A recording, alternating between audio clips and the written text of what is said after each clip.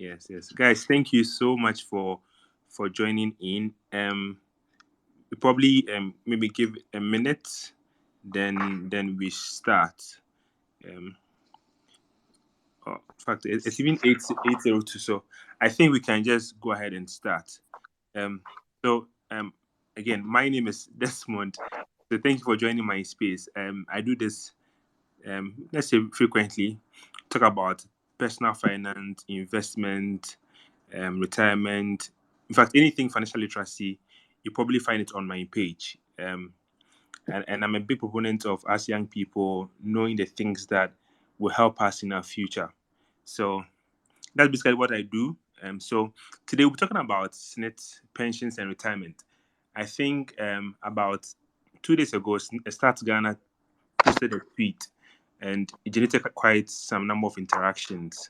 So, I mean, this page we actually have held it before on Clubhouse, but we were like, okay, then why don't we do the same thing on Twitter Spaces so that we all could share the knowledge?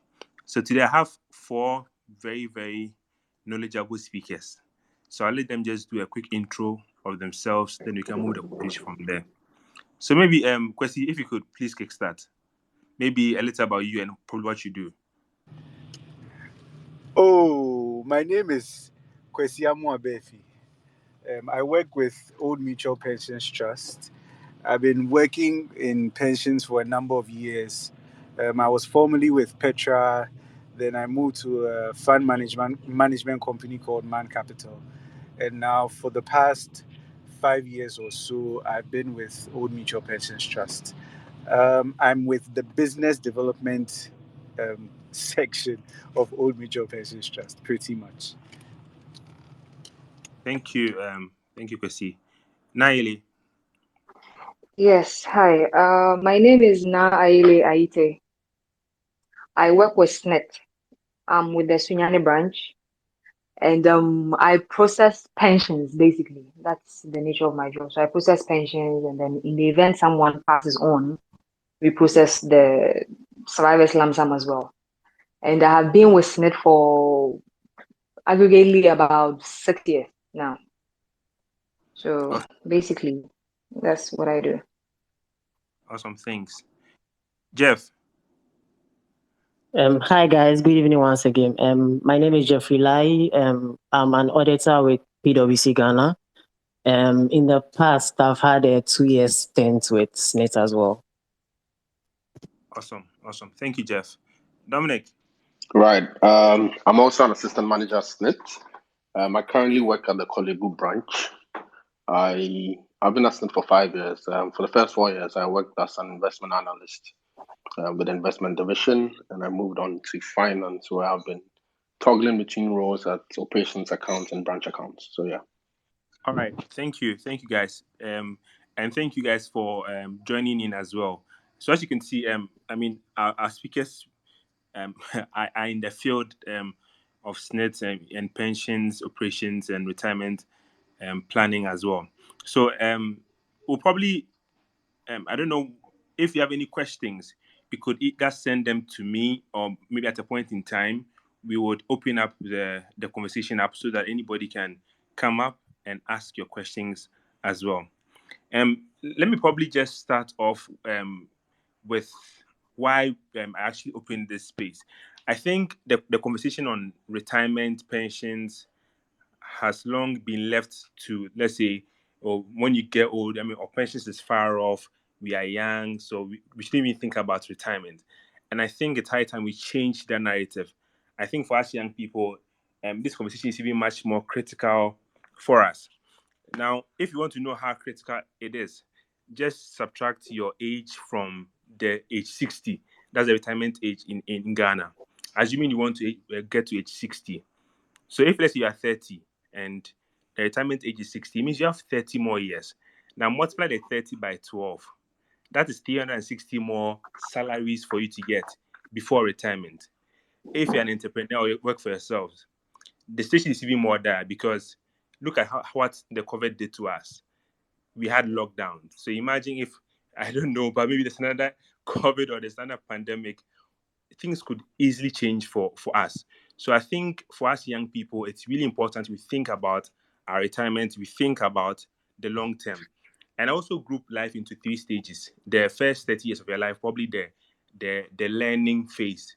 Then the next 30 will be the earning phase. And after 60 will be the returning phase.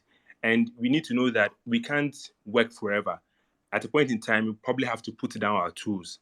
I mean, or alternatively, if you're probably age 60 and you want to still work, I don't think maybe you'll be as active as you were before. So it's important that we talk about retirement, to talk about starting now. Now, another good thing is if you start early, you have the benefit of time value of money. So, I mean, I did some math and I always share this whenever I speak about this retirement bit. If you're age 25 and you want to get, say, a million CDs by age 60, you need to probably start contributing around 60 CDs every month. That's assuming 15% compounded interest quarterly. But if you move to age 35, you have to do about 320 Ghana cedis every single month. So the longer you wait, the more desperate the situation becomes. Last week, I was on conversation with one person. She wanted she wanted about a million Ghana cedis, and I think she's old, and she wants to do this in 10 years. When I gave her the figure, she was like, wow, she can't really do this in that 10-year span. So the earlier you start, I think the better it is for you. And maybe finally for me, I think that the age 60, we shouldn't think about working. We should think about, I mean, like I mentioned, the returning phase. Maybe you chilling in the Bahamas, you chilling with your grandkids. I mean, giving back to society. I think that's what we should be looking at. And we shouldn't also think that, oh, our children are there, they will take care of us. I think we need to break that vicious cycle that our children are our pension. If they can take care of you, fine. But I think it's important everybody creates their kind of retirement that they want, not just accept the kind of retirement that shows up. And so that's the main reason or import of this conversation, that people start thinking and planning for their retirement. So, guys, again, thank you for joining in. Let me probably start off with Kwesi. Maybe Kwesi, from you. Maybe probably give us an overview of maybe the history of SNIT or maybe pensions in Ghana. Maybe another speakers chime in terms of the breakdown and how it works. So maybe Kwesi, if you can start off the conversation. Okay. Good evening, guys. I thought my bosses would take that one, but it's fine. I can also take that. Yeah, they'll come in. I could say I'll come in soon. Okay, cool. So, pensions there, it's been happening all over the world, like in different forms, in different ways and stuff like that. I always say that even before we had standardized ways of, like, organizing pensions had already been in existence. So if you look at the very, very old people, like our grandfathers, our great grandfathers and stuff like that, they had very crude ways of making sure that when they go on retirement or they reach an age where they can't actively work anymore, they have a source of income. One of the very crude ways that they used to use was having a lot of kids. So you give birth to a lot of children in the hope that one of them will either be sensible enough to take care of you when you can't work anymore, or at least will help you on your farm in order for you to be able to generate wealth. Before what we have as SNIT right now. I think SNIT was instituted somewhere in 1972. My colleagues from SNIT can correct me if I'm wrong. But before that, even the colonial masters, during the era of the colonial masters, there were very small ways in which people managed or organized pensions. So, for instance, there were private organizations like teachers at the time who had some form of pensions. There was a very primitive one as well, where if somebody was working for the state or for the colonial masters and they had any sort of injury, they could also be paid a certain pension. So these ones were all organized in the past. Then SNIT came into being. And then when SNIT came into being, they used to manage our pensions mainly as a providence fund. So when I say a providence fund, it's like a scheme where we are saving into or we are putting money into, and then as and when necessary, then we take out money to give to any one person or group of people who need it. Then subsequently, I think SNIT was transformed into more of a social intervention. So they started doing proper social security. And again, I'm saying it's based on what I've read. So my colleagues from SNIT can correct me if I'm wrong. But it started more of, the whole social intervention thing And I think this began somewhere in 1991. Then in 2008, we had a new pension scheme, which is the Pensions Act 766. Sorry, a new pensions law, which is the Pensions Act 766, 2008. This law was then implemented in 2010. What this law pretty much sought to do was to take some of the responsibility of SSNIT. Because, I mean, let's face it, SSNIT has been doing a yeoman's job managing our pensions from from the 70s down till now. And so some of the burden was taken off SSNIT, and then pensions was pretty much split into three tiers: tier 1, tier 2, and tier 3, with SSNIT managing the first tier, and then corporate trustees like us, like Old Mutual Pensions Trust, managing the second and the third tiers.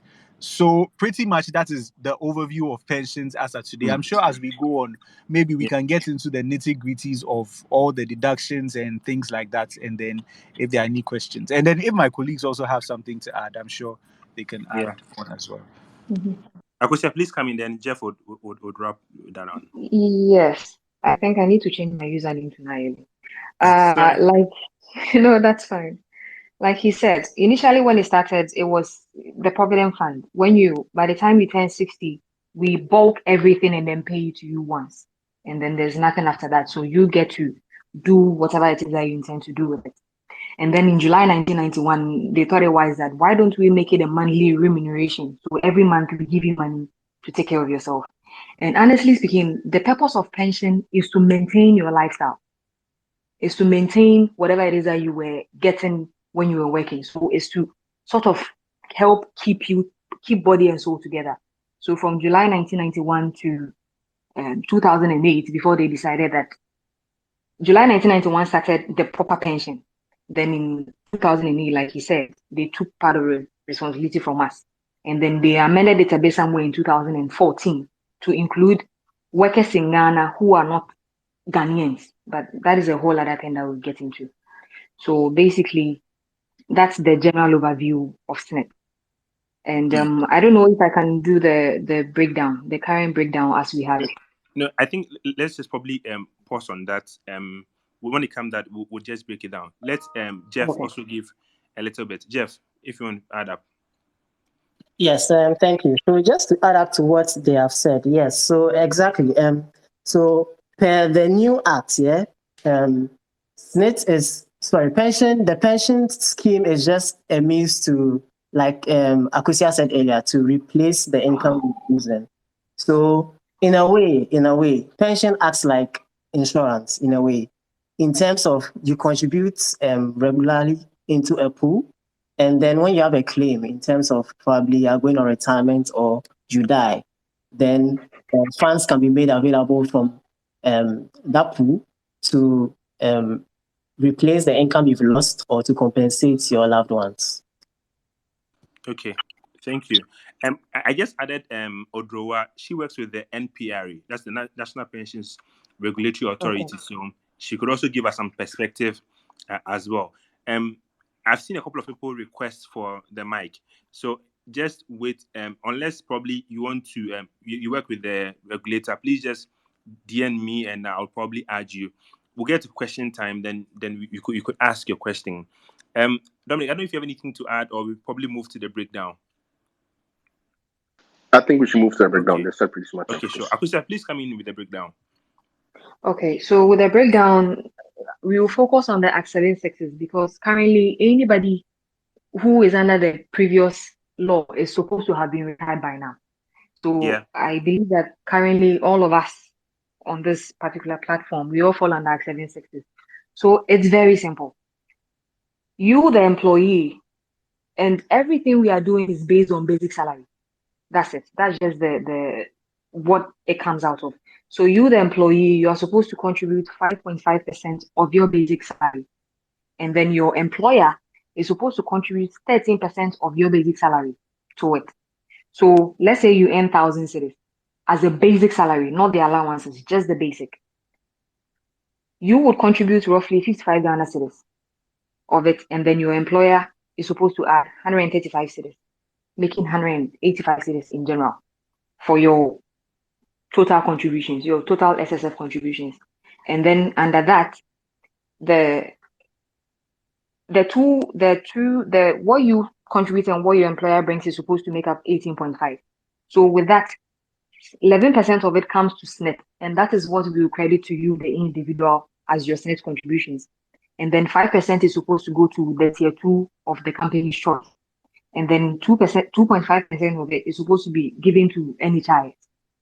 So basically, that's the breakdown. But the majority of it, if you look at it, is supposed to come from your employer. That is why most of the times we advise that you shouldn't agree or make any sort of concessions with your employer to try and then maybe reduce your basic salaries and then push everything to allowances. Because in the end, it would work against you or it wouldn't augur well for you. And it's these same things that is the entire basic salary that we are using to calculate all of this that would in the long run go into your pension. So we should try and then make sure that whatever it is has been declared as our basic salaries is what everything is being deducted from. Because if you are to push everything into allowances, it wouldn't help us in the end. So basically, the entire thing is taken together, and then some is supposed to go to tier one, which is SNIT, and then tier two, which is any fund of your choice, like my colleague said, and then the rest of it goes to NHIS. So basically, that's the breakdown. Okay, yes, awesome. And I'm really happy you touched on the fact that some employees connive with the employers to move a bit of their pay into allowances and just allowances. Yes. Yes, I think it's really important you highlight that because it benefits the employers more than it benefits you, the individual. It does. So please, just be careful. Kwesi, please come in with the Provident Fund bit. I don't know if you want to probably break the what SNIT is tier one, then tier two, then tier three. If you can break down before coming to the Provident Fund. Okay, so just like my colleague said, there's a little problem that we have noticed that employers especially and a lot of accountants face when it comes to these deductions and then the remuneration. So in terms of the deduction, when as an employee, if I look on my payslip, right, the deduction that comes from my payslip is 5.5%. Then my employer calculates 13% of my basic salary and he contributes that one. So that one doesn't come from my salary. We put both of them together and we get 18.5, just like my colleague said. But when it comes to the distribution, 13.5 is what goes to our tier one. Of course, what they actually receive is 11% because 2.5% goes to the health insurance authority. So typically, if you're going to do a health insurance card, they ask you if you pay SNIT. And if you pay SNIT, the amount you're supposed to pay is actually reduced because every month, 2.5% of your 13.5 goes to the health insurance authority. So what SNIT actually manages now is 11%. Then you have 5% coming to a private corporate trustee like us, which then forms your tier two. However, the law also allows you to do what we call a tier three. So for the tier three, you have up to 16.5% of your basic salary that you can contribute toward your tier three. That is what in many organizations we call a provident fund. Some of organizations have even called it a welfare. But then if you want to do pre-tax or you want to take advantage of that tax component, then you're allowed to do up to 16.5% of your basic salary. So if you put all the percentages together, you realize that for every worker here in Ghana, you have up to 35% of your basic salary that could possibly go into pensions for you. And that is why I agree with my colleague from SNIT who is saying that you never have to compromise on your basic salary. I know there are a lot of people who will say that, give me the money now. So instead of having a huge basic salary, they can have a small basic salary and then the rest is put into allowances. But eventually it goes against you. So it's always good to have negotiate for a good basic salary. But then pretty much for the private pensions or the tier two and tier three, which is not managed by SNIT, the tier two is 5% and then the tier three is 16.5%. Awesome. So if I get a 5% for tier two, it can get up to 16% for the tier three. Then the 11% component for the SNIT contribution. Maybe I think we've probably focused on salaried workers. So maybe Dominic, for entrepreneurs and people who work for themselves, I don't know if maybe Jeff would want to come in as well. How do they also register, or can they also benefit from something like this? Right, they definitely can benefit from this. What they have to do is to walk into our branch. There's something we call voluntary contribution. So it works just like how your employer will pay on your behalf. You have to tell us how much you want to pay yourself. That's your basic salary, and based on that, we give you how much you're supposed to pay. So you can definitely do that if you work for yourself. You just walk into our branch, any of our branches across the country, and you tell them that's what you want to do. They'll register you, and then you start paying. It's very simple. So, okay, Jeff, please come in. Yeah, so just to add on to what Dominic said, yeah, so when you are an entrepreneur, you are both an employer and an employee. So once you walk into any SSNIT branch, you declare your income.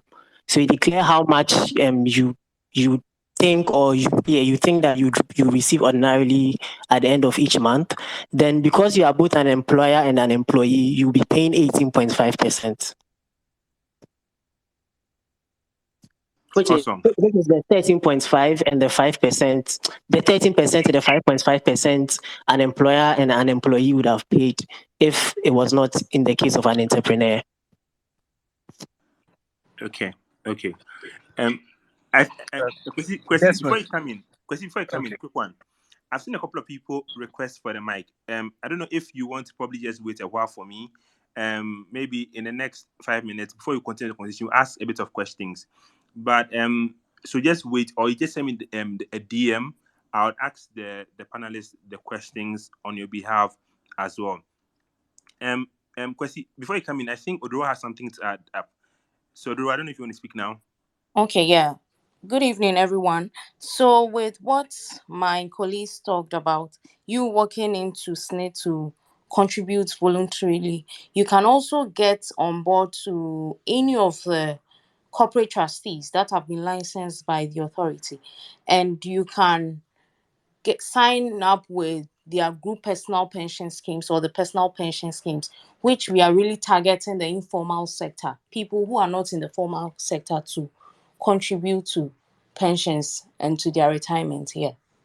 Thank you. Awesome, thanks. Kwesi, you can come in now. Okay, I think I was just going to say what Joa was going to say. Under Section 107 of the Pensions Act, I know that these people go vex, but I have to say it because they're targets. Under Section 107 of the Pensions Act, the law also allows you to do a Tier 3 or a personal pension, just like Joa has said. So if you want to do it, if you're in the informal sector and you want to do a pre-tax, I think you're allowed to do the full 35% under Tier 3. Or you can just decide that you want to do post-tax, in which case you just contribute whichever amounts you want to. Then further in the law says that for people like that, there's an arrangement where after they have gone on retirement, we can use as a portion of the money that they've contributed to buy an annuity for them.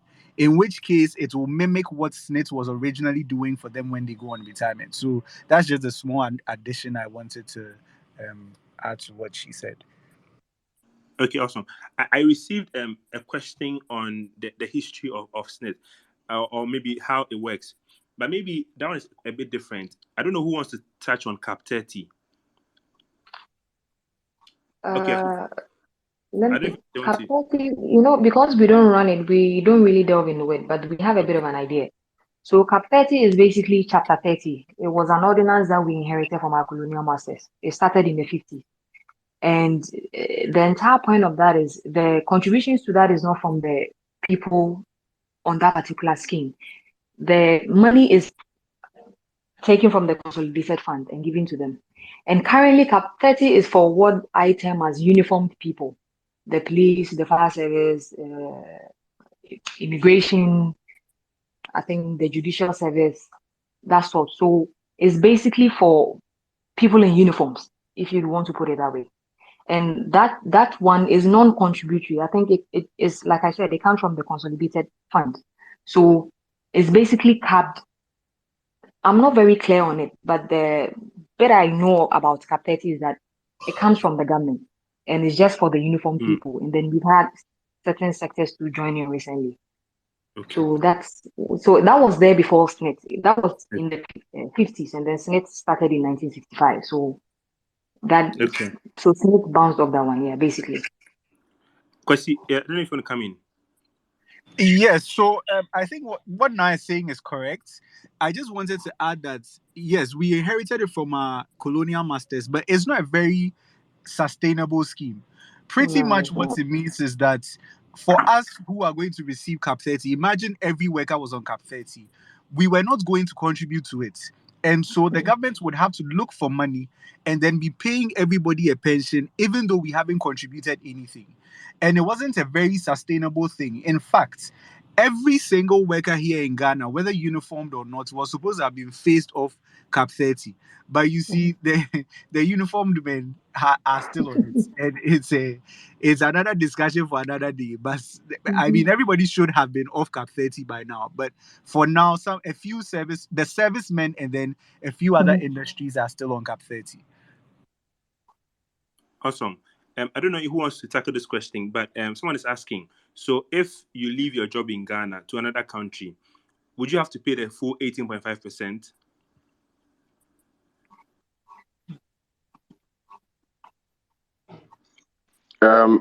Now can I let me take this, right? Obviously SNIT is for people who work in Ghana, right? So assuming you want to leave your role and go work outside the country, you can then opt to become a voluntary contributor, and in that case, you have to pay the full 18.5. Awesome. I don't know if that's clear. Yeah, I mean, you're no more part of the scheme, and if you want to join as a voluntary person, you need to pay the full 18.5, right? Exactly. Right. Yes. Right. Yes. Right. All right. Think you could give us maybe a breakdown, and maybe Jeff and Dominic, a breakdown of how the monthly payouts are calculated, probably with some specific examples, so that if maybe for emphasis purposes, because we've spoken about the breakdown, I mean the contributions. So how is the breakdown actually done? Okay. All right. Okay. Dominic, go ahead. All right, go, Jeff. No, yeah, go. Okay, that's fine. You could probably add on. I'm done. So, I guess there's the part where everybody is majorly invested in. In terms of the monthly pension contributions, it's a factor. It's a in terms of the monthly contributions, it's made up of two main factors here. Your pension rights and the average of your 3 years best salary. Okay. When I say salary here, I mean your basic salary. So let's say, for instance, you work for 15 years. 15 years is the minimum amount of years you can work that would enable you to get a pension. All right. So let's say you work for 15 years or 180 months. You've contributed for 180 months. So let's say, for instance, you've contributed for the minimum number of months you can contribute to be entitled for pension, which is 180 months. All right. That's the first caveat. Then you are above 55 years. So between 55 and 60. All right. You contribute and you qualify for old age pension. All right. So the first caveat is that you should have contributed for a minimum of 180 months, which is 15 years. The second caveat is that it should be either 60 years or between 55 years and 60 years. All right. So what happens is that once you satisfy the first and the second condition, the next thing you can look at is probably what we call a pension right. All right. The pension right is majorly determined by the number of months you have contributed. So, like I said earlier, the minimum number of months you can that entitles you to a pension is 180 months, which is 15 years. Okay, once you hit that and you are above the age of 60, you can qualify for old age pension. For contributing for 180 months or 15 years, you are entitled to a pension right of 37.5%. All right. Any additional number of years over the 15 years entitles you to an additional pension right of 1.125%. What this means is that if you contribute for 15 years, your pension right is 37.5%. If you contribute for 16 years, your pension right is 37.5% plus 1.125%. So it goes on and on until a cap of 60%. So you can't go beyond a pension right of 60%. So that's just one part. The other side we should be looking at is what SSNIT calls the average of your 3 years best salary. So per this example, let's say if you've worked for 15 years or you've contributed for 15 years, what SSNIT will do is that for the 15 years you have worked, they'll look at the individual years, the basic salary for the individual years, then they'll pick the 3 highest years that you, in terms of your basic salary, they'll pick the 3 highest years. So let's say, for instance, out of the 15 years, for 12 of those years, your basic salary for the year was 5,000 cedis. Just for an example's sake, 5,000 cedis. Then for 3 of those 15 years, you earn probably 9,000, 11,000, and 10,000. So for 12 years, you earn 5,000 yearly. Then for 3 years, you earn 9,000, 11,000, and 10,000. What you need to do is that they'll pick the 3 highest years, which is the 9,000, 10,000, and 11,000. Then they'll find the average of that. Average is simply the addition of the 3 years over 3. So the 9,000 plus the 11,000 plus the 10,000 will give you 30,000. You divide that by 3, you get 10,000. So the average of your 3 years best salary becomes what? 10,000. Okay. So the pension rights, which we spoke about initially, will be applied on the 10,000 to arrive at your annual pension. All right. So for the purpose of this example, let's just say that for the purpose of this example, we said you've contributed for 15 years. Okay. So that gives you a pension right of 37.5%. All right. So we'll apply that pension right of 37.5% on your now calculated average of the 3 years best salary, which is 10,000. So that gives you an annual pension of 3,750. All right. So this 3,750 that you've now computed is your annual pension. In order to get your monthly pension, you further divide the 3,750 by 12 to give you your monthly pension, I think, which comes to about 312. So just to summarize all that I've said, it's a function of 2 things. How many months you've contributed, which feeds into your pension rights, and the average of your 3 years best salary. Salary here means your basic salary. So just to summarize, 15 years is the least amount, 15 years or 180 months, the least amount of time you can contribute and which would entitle you to a pension, provided you are 60 years and above. All right.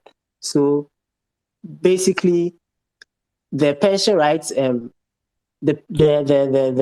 pension rights ranges from 37.5 to 37.5% to 60%, and it goes up or down depending on how many months you've contributed. So the more months you contribute above the 15 years, the higher your pension rights. So if you contribute for more years, you get a higher pension rights. Yeah. So once you get your pension rights, you apply that on the average of your 3 years best salary, which basically means that for the time you have worked, you pick the 3 years where you earned the highest amount of basic salary. You find the average of that, then you apply your pension rights on it to get your annual salary. Then you further divide by 12 to get your monthly salary. So Interesting. Right, let me just chip this in before you continue. For I just posted a picture which breaks down what my colleague was just saying. It breaks it down different basic salaries over different contribution periods. So if you check on the Desmond's pinned tweet, I think I quoted a tweet with that picture. So you can just take a look at that and to help you with the figures. Yeah. No, Dominic, if you could probably just maybe go over it for us. I don't know if that's okay. Okay, so just to break what my colleague was saying and to put figures to all this, assuming you were working and you worked for 15 years, let's start with 15 years, and you were able to I mean, the average of your best 3 years was 12,000. So for the 12,000, if you were able to work for 15 years, you're going to go home with a monthly pension of 375. If you were able to contribute for 240 months, right, that's 20 years, you're going to go home with 431. If you work for 300 months, you're going to get 487, and so on and so forth. Now let's increase the basic salary a bit. Let's say you are taking home 3,000 every month, and that comes up to 36,000 a year. So if at the time of your retirement, the average of your best 3 years was 36,000, if you contributed for 15 years, you're going to be taking home 1,125. However, if you contributed for, let's say, 35 years, you're going to be going on with 1,800. If you contributed for, let's say, 30 years, you're going to be going on with 1,631.25. So just to put figures to what Jeff was saying, this table summarizes everything pretty simply, and yeah, so you can just check the tweet as I said, and then I just also posted you it. can pick it up from there. Yeah, I posted it. Yeah. You can also check my TL. I just posted it, so it gives you the Right. average and the number of months. Then you can know how much you'll be getting on a monthly basis. So just have a look at it in terms of that as well. I don't know if the other guys want to add something, or I move on to my next question. But maybe I could say if you want to come in. In terms of, you see, when Jeff was talking, he spoke about 55 to 60 years. So, I mean, is it that the only fixed one, or there are some voluntary times you can go on retirement? Or, I mean, just explain some of these things for us. Can I come in? Yeah, please come in. Please come in. Yes. Okay. So I think to add to what my colleague said, we should know this. The working age in Ghana is 15 years. That's when you can start working. So basically from there you can start contributing. And basically what they said is that your pension is determined by you. Your pension is determined by how long you work, the age you are, and then the salary you are receiving. So in terms of the reduced pension, before I get into that, let me make this thing. Whenever we are calculating pensions, we cap it from, let's say, we calculate from the time you're 60 till the time currently you are 75. So you'll be on pension from 60 to 75. By 75 years, whatever entitlement it is that you have with us, you're done with it. But if you are alive past 75 years, we will continue to pay you and you'll be entitled to everything that comes with it.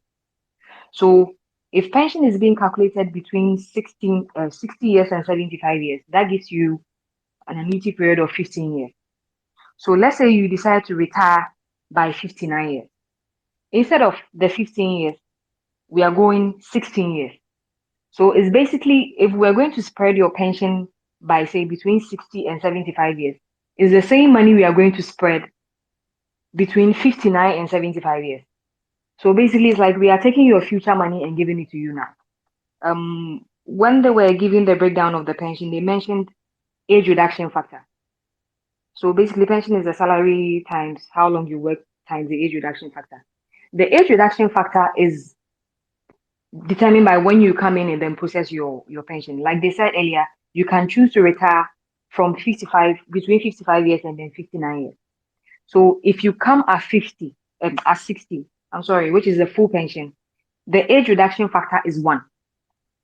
That one, you get the full benefit of everything. We don't touch anything, we don't break down anything, we don't take anything away from you. But in the event you decide to retire at 59 years, the age reduction factor becomes 90%, which is 0.9. I don't know if it's clear. If you are 60 years, your age of retirement is 100%. You get everything, which is 1. But the moment you decide to come at 59, I'm tired, I don't feel like working till I'm 60, the 1 becomes 0.9, which is 90%. And then if you are to come at 58 years, it becomes 82%, which is 0.825. So basically, if you were to retire at 60, it would have been just your average salary, your best 3 years average salary, times your pension right. And the pension right is determined by how long you work. But if you decide to come in early, what we call the early retirement, it will be the average salary times the pension right times your age reduction factor, depending on how old you are. So if you came in at 55, your age reduction factor will be 60. And then if you come in at 59, your age reduction factor will be 90. And it doesn't take anything away from your pension. Normally we hear people saying my money has reduced and they took away my money. We didn't take away your money. It's basically your future money that you decided that, okay, instead of me starting at 60, I'm coming early. So give me some right now. So it covers the same period so that it wouldn't look like there has been a shortfall or it's a different calculation being used for other people. So basically, that's the entire function of the age reduction factor. I don't know if my Fantastic. colleagues would want to join in here. I mean, I like the bit you said that you are taking your future money and giving it to you now. So it probably Yes, means that you'll be paying you something slightly a little lesser than if you were 60, because they are now spending over yes, 11, say 16 years sort of thing. So they'll probably pay yes. you a little lesser than that. I don't know if anyone wants to probably touch on disability, Invalidity. invalidity as well. Will you take it? I should take it. No, start Normally, and can then you I'll come in? join in. Normally come in, yes. Right, right. So invalidity is when you are incapable of working.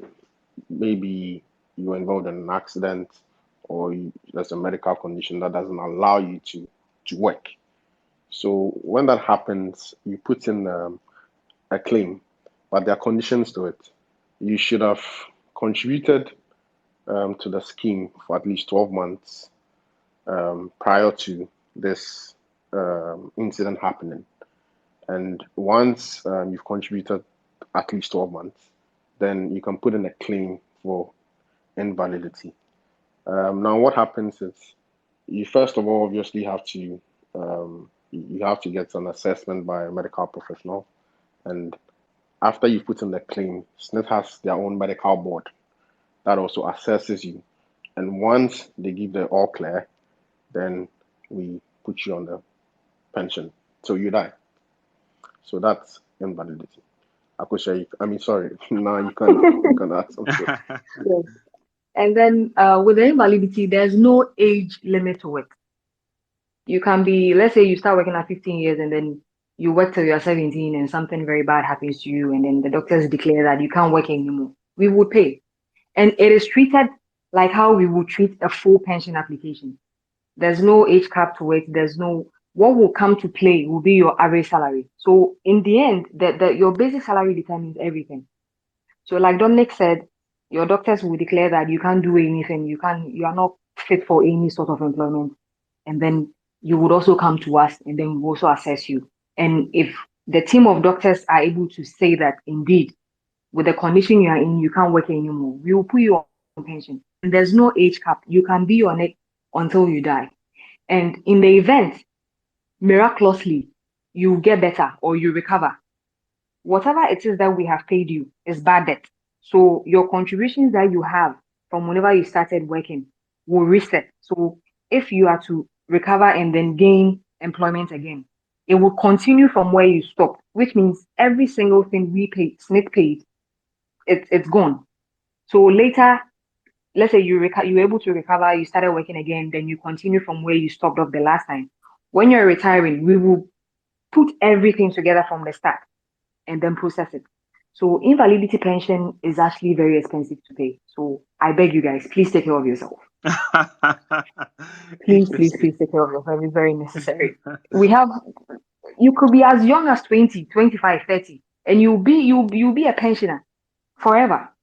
So it's very expensive. So please take care of yourself. There's nothing you talking. Interesting. I think at this point, before probably come to the benefits, we'll probably open up for a bit more questions because the questions are becoming too much in my DM, too many in my DM. So if you want to speak, just request the mic and we'll ask. And please, there are a lot of people who want to ask questions. So if we could, please limit the number of questions you ask, and maximum probably 2 minutes. So you can now request to speak, and I'll just add you. Whilst I'm looking to ask some of them the question that have already been sent to me. But you can request the mic.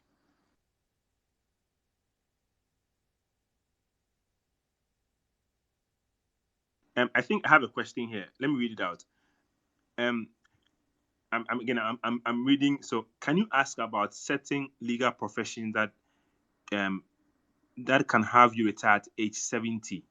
So, my dad is a judge and is retired at 70. Ideally, you can voluntarily retire before 70. But if you exhaust the entire working span, does a 15-year payment plan still work, even though the person retired 10 years after the 60 years? So, like the person that's retired at age 70, is there any special thing for them?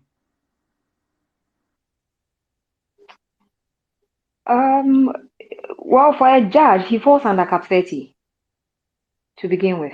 Okay. But okay. For, let's say someone is to retire, we get people coming in late, not late retirement per se, but some people retire at 60 and they wouldn't apply till they are 65. Some will retire at 60 and they wouldn't show up till they are 68. It depends on the factors concerning it. But the thing is, if you retire at 60 and you don't show up, maybe something happened, you traveled out of the country, or you fell sick, or you didn't even know you were to apply for your pension. We will calculate it from the day you turn 60 and then pay arrears. Then we will start a new one with the ensuing month. I don't know if that is what she's trying to ask. Interesting. So if I get it correct, so you're age 60. Yeah. No, you retire at 60. Mm-hmm. You get to age 65 before you go Yes. and request for your SSNIT. They'll pay you a lump sum for the Yes. 5 years before they start the monthly payments. Yes, we will calculate your monthly pensions from 60, Okay. from let's say, yes, the time you turn 60 up to 65 years, Okay. and then pay that one as arrears Okay. Okay. Makes sense. Makes sense. with your very first payment before we start with the subsequent one. Okay. And probably this one will be to you, Kwesi. If you're a uniform person in Cap 30, can you still contribute to SSNIT voluntarily? I mean, if you want to. I think maybe they can answer that. My colleagues can answer the SSNIT part, but I mean for the tier 3, yes, you are allowed to contribute regardless who you are. I had just actually let me first touch on the previous question, and then maybe I can fit it into what Please this go ahead. question is. Yes, Yeah. so for the previous question, there are certain professions where you are allowed to go above 60 and still be in service. But as far as tier 2 and tier 3 are concerned, and I believe it may be so for SNIT as well, in the Pensions Act 766, the statutory retirement age is 60. However, if you look at section 108 of the law, subsection B, it talks about voluntary contributions and who can make those voluntary contributions. Then it goes on to say that if somebody is more than the statutory retirement age or is not is exempted from contributions under the Pensions Act 766, those people can still be arranged for by their employer to make certain contributions to a voluntary scheme. So for people like that, yes, they may have done their SNIT and all that, but especially for tier 2, when you reach 60, we can no longer under law take contributions from you. And the regulator is on here, so even if I said something different, I would be in trouble. But after 60, we can't take any more contributions from you. What then happens is, if you have passed that statutory retirement age, the law still allows you to make voluntary contributions. And that's where the personal pensions come in. And so you can still continue to make contributions into the personal pension. And so fitting it into the next question, yes, regardless who it is that you are here in Ghana, whether you're in the formal or informal sector, the law allows you to make contributions into your tier 3 or into your personal pension schemes. Awesome. Thank you. I have a couple of people on stage, so let me give them the opportunity before I go to my next question. So, Ni, please come in with your question. Please make it brief, please. Okay. Good evening. So recently I was having a conversation with a friend, and he was asking whether SNIT is a Ponzi scheme. Because if the contributions stop coming in, how are they going to sustain the payment of workers? I think somewhere around February, their corporate affairs manager was like, only 11% of workers in the country are actively contributing to SSNIT. So if they have anything to say about that. Um, let me take that. I mean, since it's definitely not a Ponzi scheme, we don't see any characteristics of a Ponzi scheme. Ponzi schemes come in and go after a couple of years. This has been in existence for more than since 1972. So we are definitely not a Ponzi scheme. Indeed, yes, what the corporate affairs manager said, he said actively contributing. What he definitely means by that is people who are, some people contribute for a while and then they stop and they come back. Those guys are not active contributors, but those who are actively contributing is what he said. That's the 11% of workers. The scheme is, we call it a contract of generations, right? So we are paying now to be able to pay the pensions of those who came before us, who are on pensions. And we expect that once we go on pensions, our the people who come after us will also be paying into the pool so that we'll be able to get a pension. You get it? So it's just a mechanism that was formed to be able to sustain a scheme like this. So that I mean, it, it, it, it doesn't really have to be like the traditional investment funds that you know around. It's just a mechanism that has been designed to help society. You get it? So that is it. There's never a Ponzi scheme. Yeah. Awesome. Thanks. I don't know, Kwesi wanted to say something. Kwesi, you can come in. Yes, I just wanted to add to what Dominic has said. I think yes, it's true that SNIT has we have certain issues with SNIT, but I think we should also try to give them some credit for most social intervention schemes. Even if you look at health insurance, right, it is created on the assumption that there are different classes in society. The social interventions try to bridge those classes. And then what it goes further to do is to work based on the assumption that not everybody who is contributing to this social intervention is going to need or is going to draw on the fund at every point in time. And so, I mean, it comes nowhere close to what a Ponzi scheme is. It's just how social interventions and social schemes work. And if you look at pensions all over the world, SNIT mimics, or let me say, other countries mimic what SNIT does here in Ghana. It's a social intervention scheme. People contribute. Payments are made at a later date, and of course, SNIT tries as much as they can to make the best investments in order to make sure that pensioners get value for money. So it's nowhere close to a Ponzi scheme. Awesome. NY, you can ask your question. No. I just wanted to add to what Kaftan Papi just said. Apparently, Okay, please go ahead. SNIT is nowhere close to the Ponzi scheme that the person asked. The reason why I'm saying this is, you see, the British colonized us, so we adopted some of their policies to, do our own social security over here, and thereby SNITs mostly invest the monies that come into their coffers so that they can generate more money, because the number of workers they pay is so huge that the amount that they get from those actively contributing is way less than what they get. So it's the investment that they depend on to pay, how do you say it, the pensioners. And when you check, how do you say it, what the other guy was talking about, once somebody goes on retirement, they depend on what those who are contributing, um how do you say it, the working class.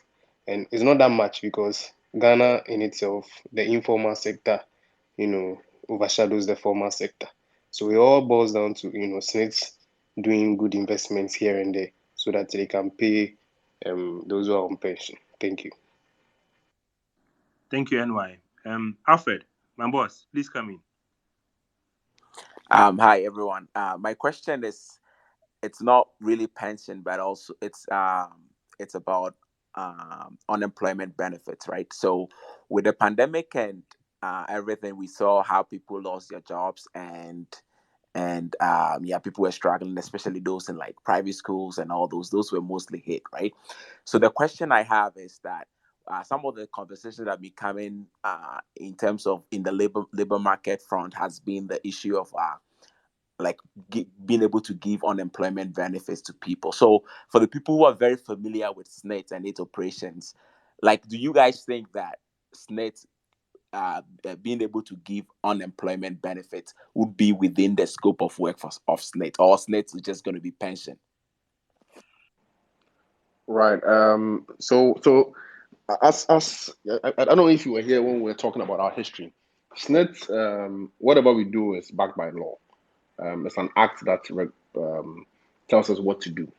So as long as that provision is not in the act, we cannot act accordingly. So if it goes to Parliament and I mean there's a reform, definitely we'll start doing that. But until that happens, it's not something that we are going to do. I don't know if you get my point. Yeah, so just so if I understand it, as of now, it's not part of the scope of work for SNIT, right? No, it's not part. Okay, because I know that, for example, the government has been having these conversations about trying to start like uh, a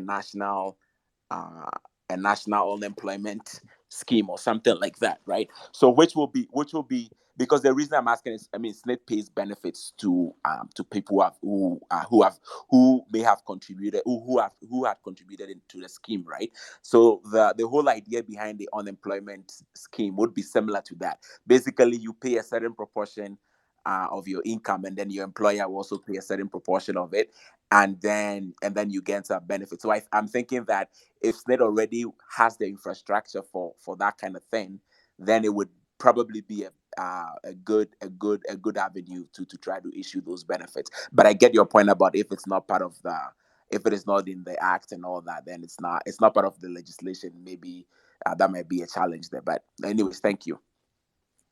Yeah, you're welcome, bro. Thank you, Alfred. Jeff, this question is to you. Can someone take quick loan from the SNIT?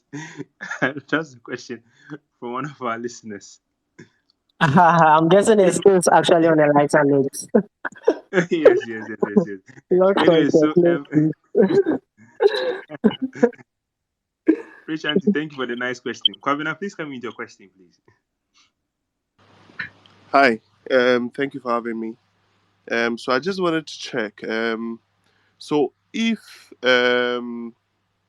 someone dies before they turn 60, what exactly happens? So I had a rude experience of my dad dying in the UK, where he lived all his life, paid pension.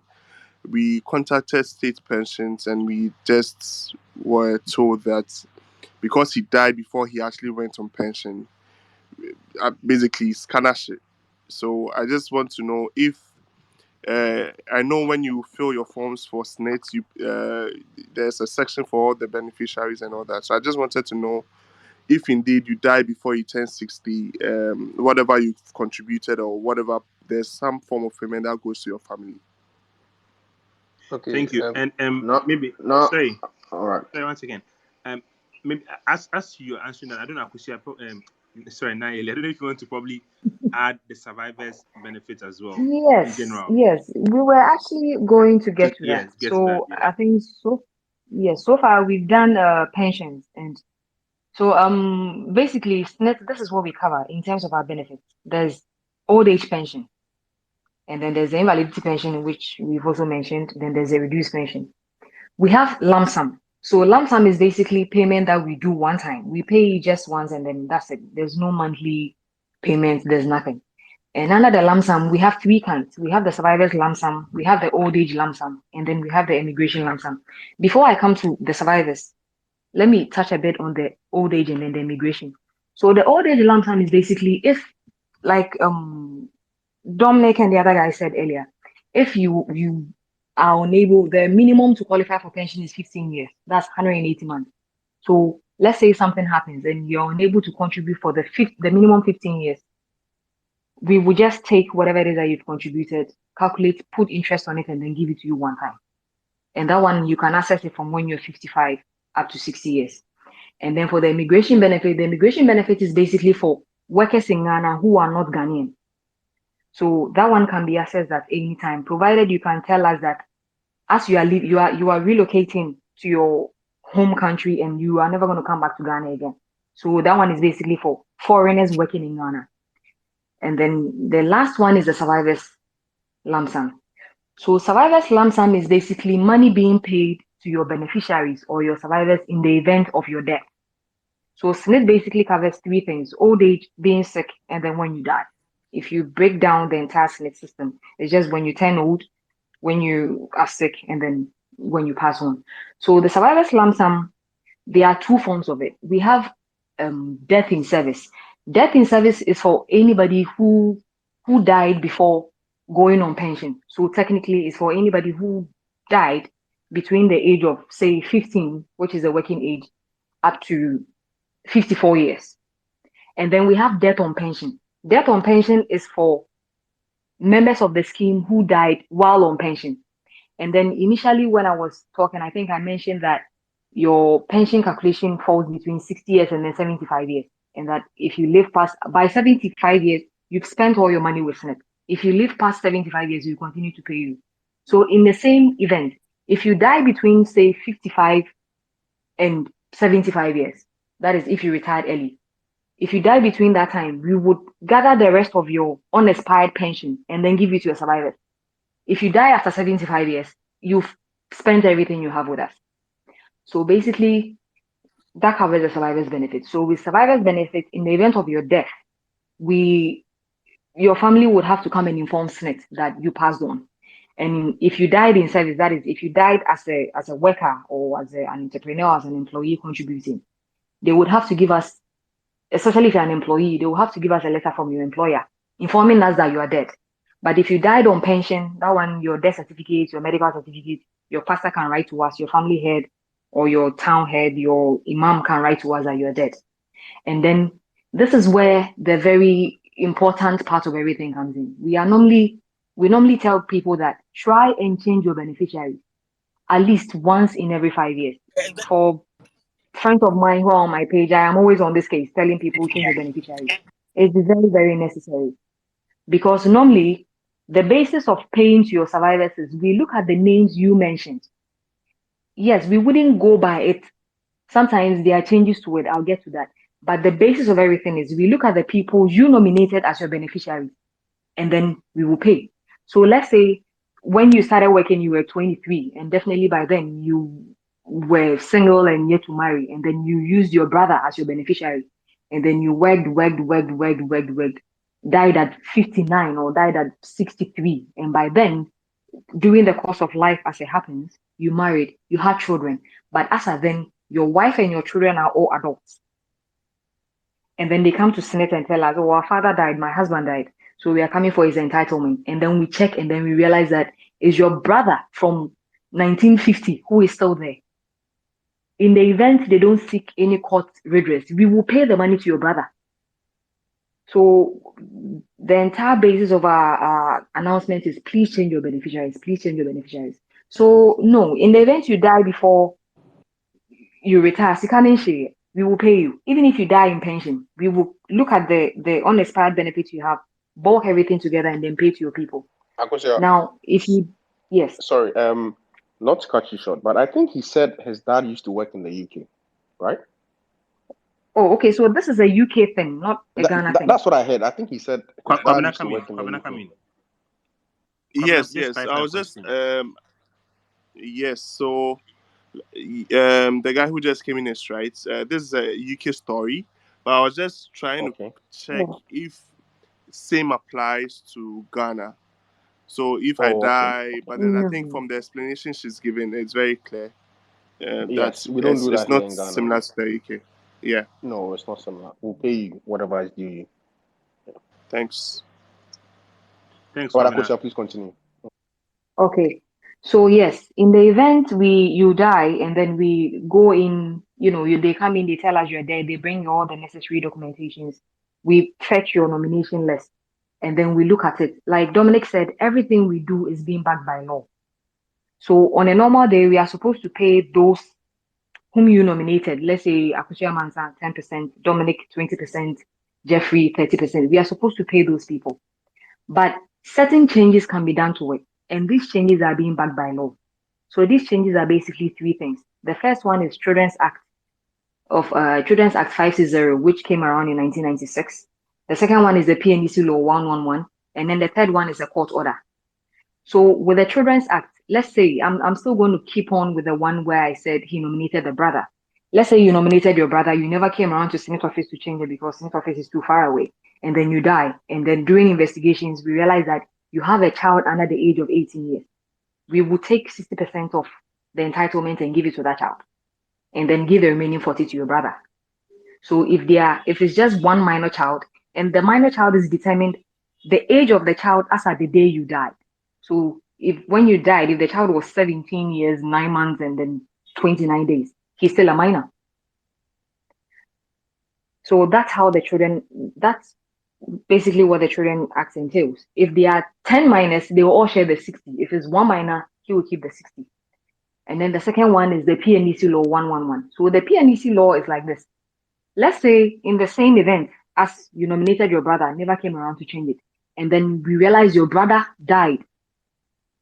First one is your brother died before you. You knew your brother was there. You went to his funeral, you buried him, you cried about it. And you didn't come to SSNIT to still change your nomination.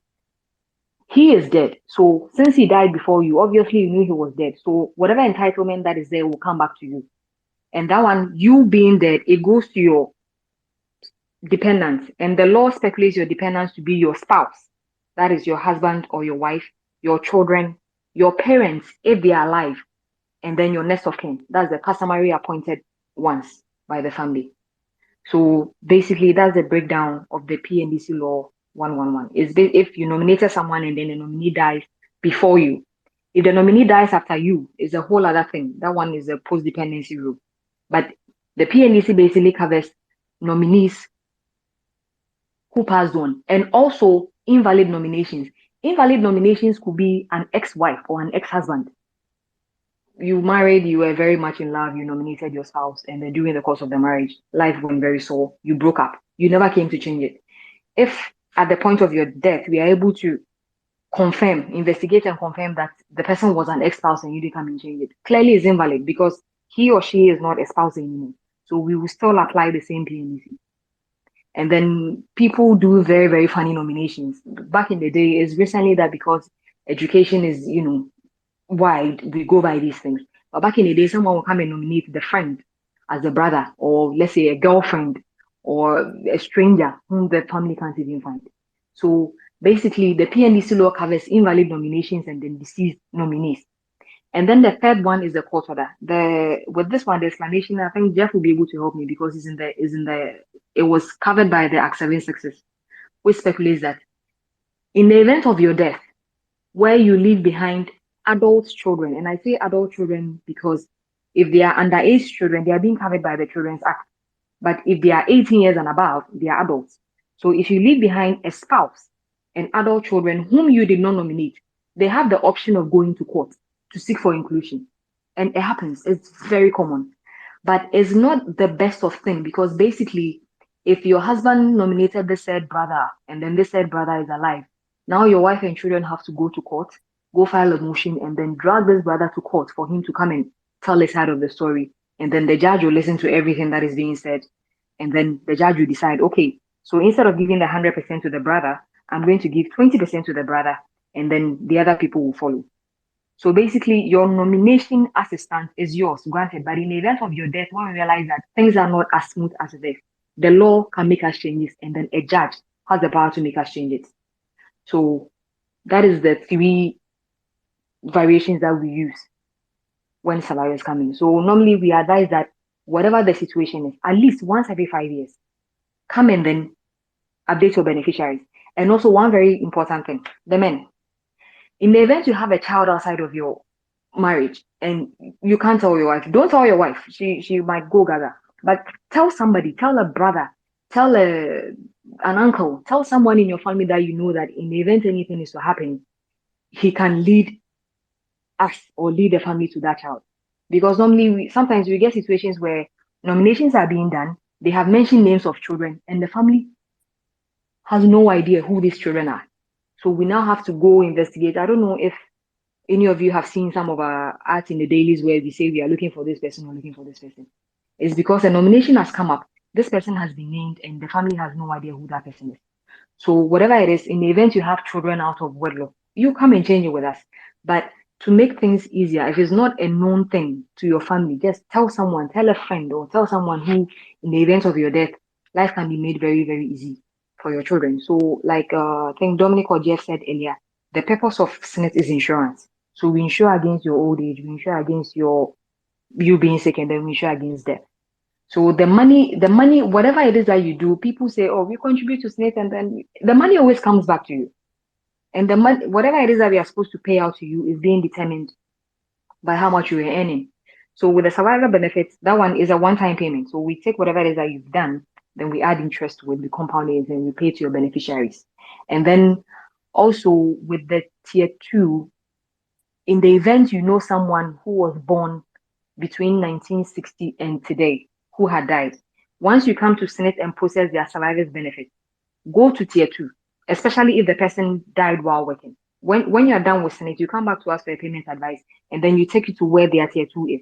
And the tier two thing, normally the employers know where that, because they are the ones paying. So the employers will direct you to where their tier two funds are. Because we get a lot of people coming back after payment has been made by SNIT 7 months later telling us that, oh, we heard he has some money somewhere, and then you realize it's tier two. So please change your beneficiaries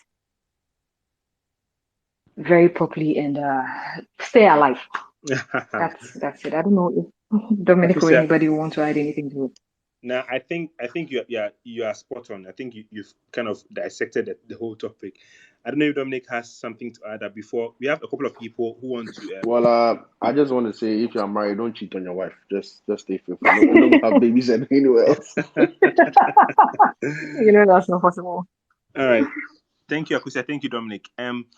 Like I was saying, we have two more people who want to speak. So once you speak, I'll just move from the stage and bring them up. NY, I don't know if you have something to add up.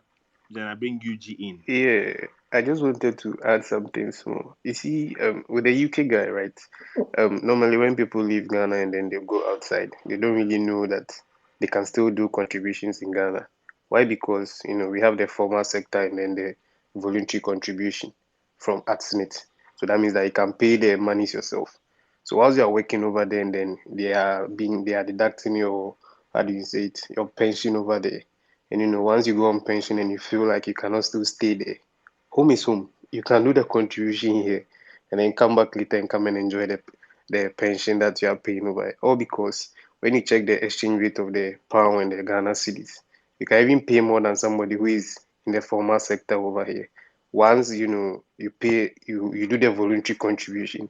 It's just the same as you are working here, maybe in a formal sector or in a bank or something like that. So that's my advice to people who go outside the country and then still want to come back to Ghana after a while. So that's all that I wanted to say. Thank you, NY. UG, please come in.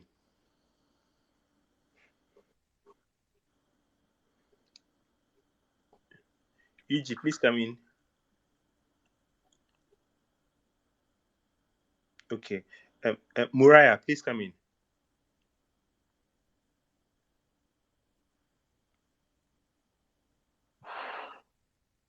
Mr. Tata. Yeah. So I didn't join from the No. beginning, and so I'm sorry if I take you back. But I've heard a lot about SNIT. What do you have for private pensions and that sort of thing?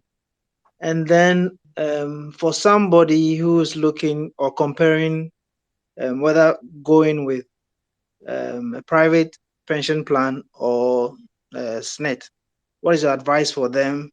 What are the metrics to look out for, or which private pension companies are doing well on the market that you can go along with? Thank you. All right. Thank you. Let me take that. So I'm assuming you work for yourself. You are self-employed, and if that is the case, then for SNIT you can only do the voluntary contribution. So you just walk into our office, you declare your salary, the salary you want to pay yourself, and then we give you how much you're supposed to pay every month. For the private pension planners, I think Kwesi will be in the best position to speak about. Yeah. But before Kwesi comes in, Odora, please come in. Okay, thank you. So, Muriah, I think the great has spoken about how you can get into SNIT, even though you're in the informal sector, you're working for yourself. So, the three-tier pension scheme that we are operating on right now in Ghana allows you to join any privately owned corporate trustees. They have the schemes, they are managing the schemes privately. So when you visit the authority's website, that is the National Pensions Regulatory Authority, you get to see all the schemes that have been registered by the authority. You will see the corporate trustees that have been registered and are in good standing, and the pension fund managers that are advising the schemes on how to invest the funds, and also the pension fund custodians that keep custody of the funds. So the website will give you everything you need to know on those who have been licensed, those who are in good standing, and those you can work with. And I think Kaftan can also address you on that, because he works with a private pension corporate trustees. Yeah. And he's with Old Mutual, so he can also assist you. Yeah. Thank you. Thank you, Odora. Kwesi, please come in. So if you want a good corporate trustee, just come to Old Mutual. I mean, I don't know which other corporate trustee to mention, but yeah, just hit me up in my DMs. Comes to Old Mutual, we'll treat you well. Like Ujoa said, you can go on the regulator's website. You find Old Mutual there. You find all our registered schemes there. We're in good standing. The regulator is quite happy with us. So just hit me up in my DMs. I'll sort you out. Kwesi, can I mention the other ones? No, you like I get exclusivity. You can't mention any other one. I'm sorry. Okay, then Odora, please come back in again. I'm not here to vouch for any corporate trustee. Please visit our website. I'm sorry, I'm not supposed to do that as a regulator. Yeah. But Old Mutual, please, you still have an issue. Come and resolve it. Thank you. Hey, But wow. regulator, if regulator, you can't vouch for anybody. How can you come and mention an issue over here? She's only kidding. She's only kidding. She's only kidding. But I surely mentioned, just check the website and you can have an idea who they are. But they are really solid ones in Ghana. Yuji, maybe another chance if you could speak. Hello, Yuji. Okay. Risky, please come in. Yeah, Desmond. Hi to you all. Let's say I'm an active contributor. My wife is also an active contributor. And then on my beneficiary list, I have my wife and my only child. And then my wife too has her husband, that's me, and then her only child. And then we are involved in Wait. Your wife has another husband. No, that's her husband. That's me. Okay. Okay, so So me, can my you start again, please? so my beneficiaries are my spouse and my child, my only child. And my wife's beneficiaries are her spouse and her only child.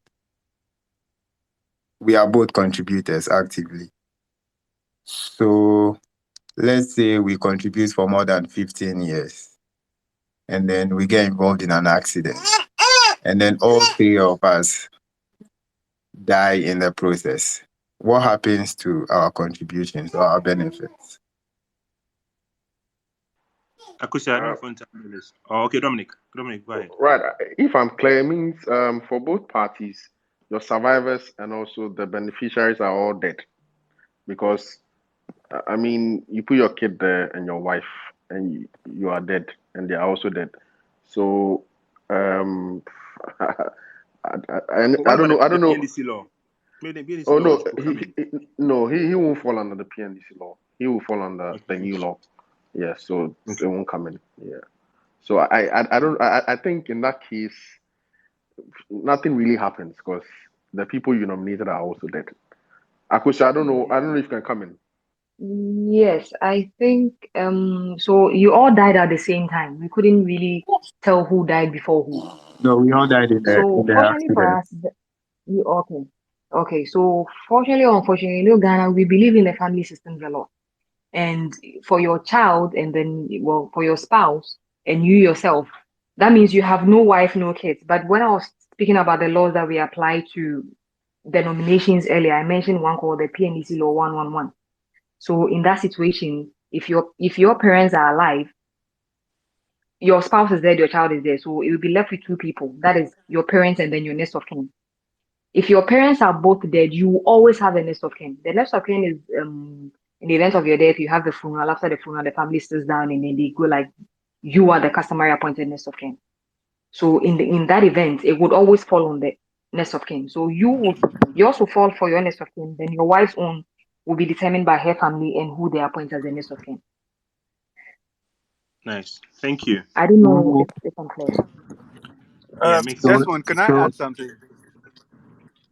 Yes, question come in. Then Risky can just do a follow up. Question come in. Okay. Okay. So if you look at the Pensions Act 766 and you look at beneficiaries,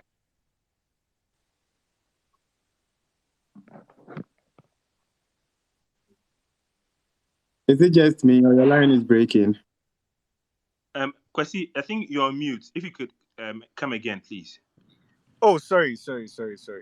I was saying Yes. that um, if you look at the Pensions Act 766 and you look at how benefits are paid, even if you look under beneficiaries, and I was saying that I think everybody should just get a copy of the act and be reading from time to time because it really helps.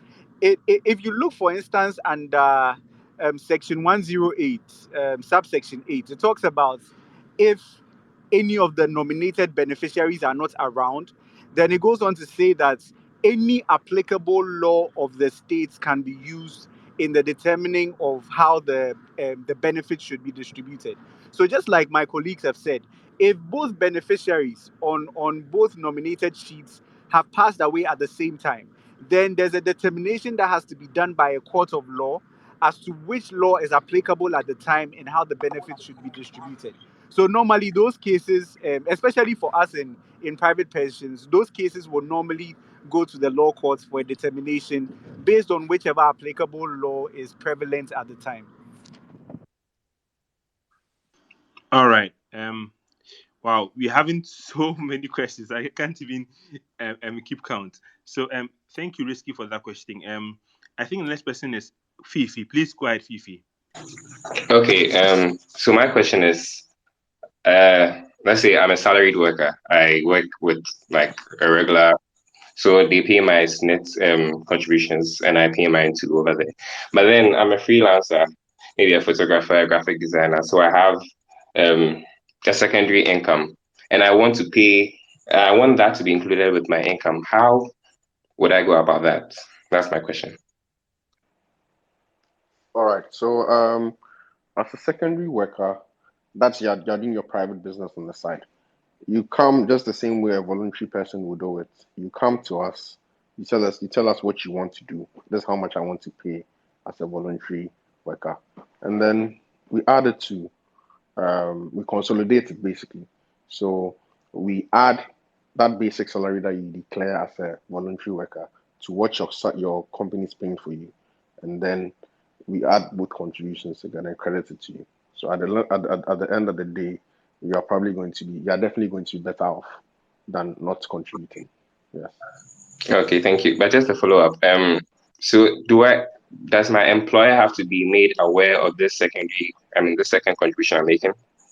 No, they don't have to be aware. Okay, thank you. Dominic, Yeah. probably maybe clarify. The total will still be 18.5%, right? Yes, the total will still be 18.5%, but now you have 5. Okay. two basic Two. salaries, one coming from your Yeah. employer and one coming from yourself. Yes. Yeah. Yeah. All right. Awesome. Alexander, please come in.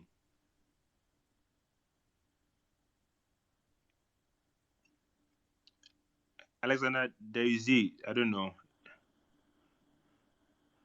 Okay. Kwesi Edu, please come in. Okay, all right. My question basically has to do with I'm a salaried worker, and we pay tier three at where we work, tier two, sorry, and we are entitled to make partial withdrawals at a point when you actually do need money for anything.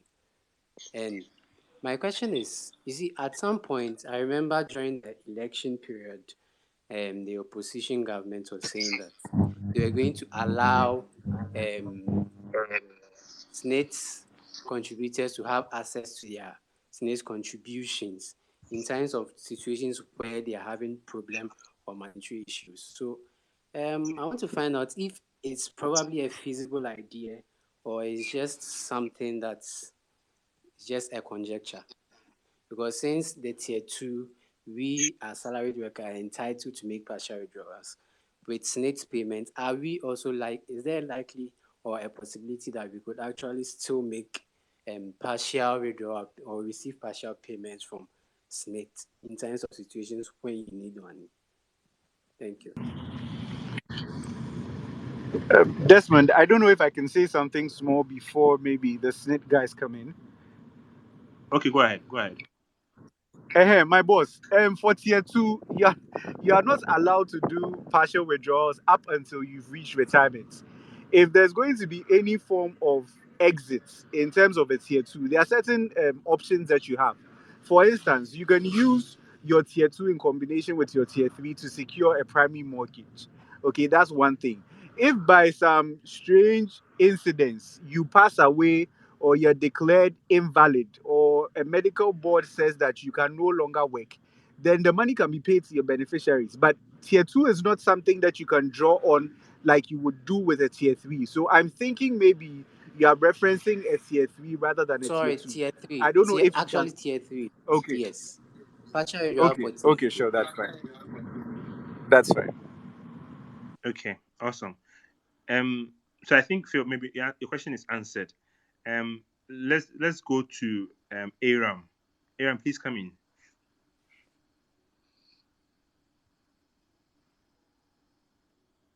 Hello, Aram. Yeah. Aram D. Yes.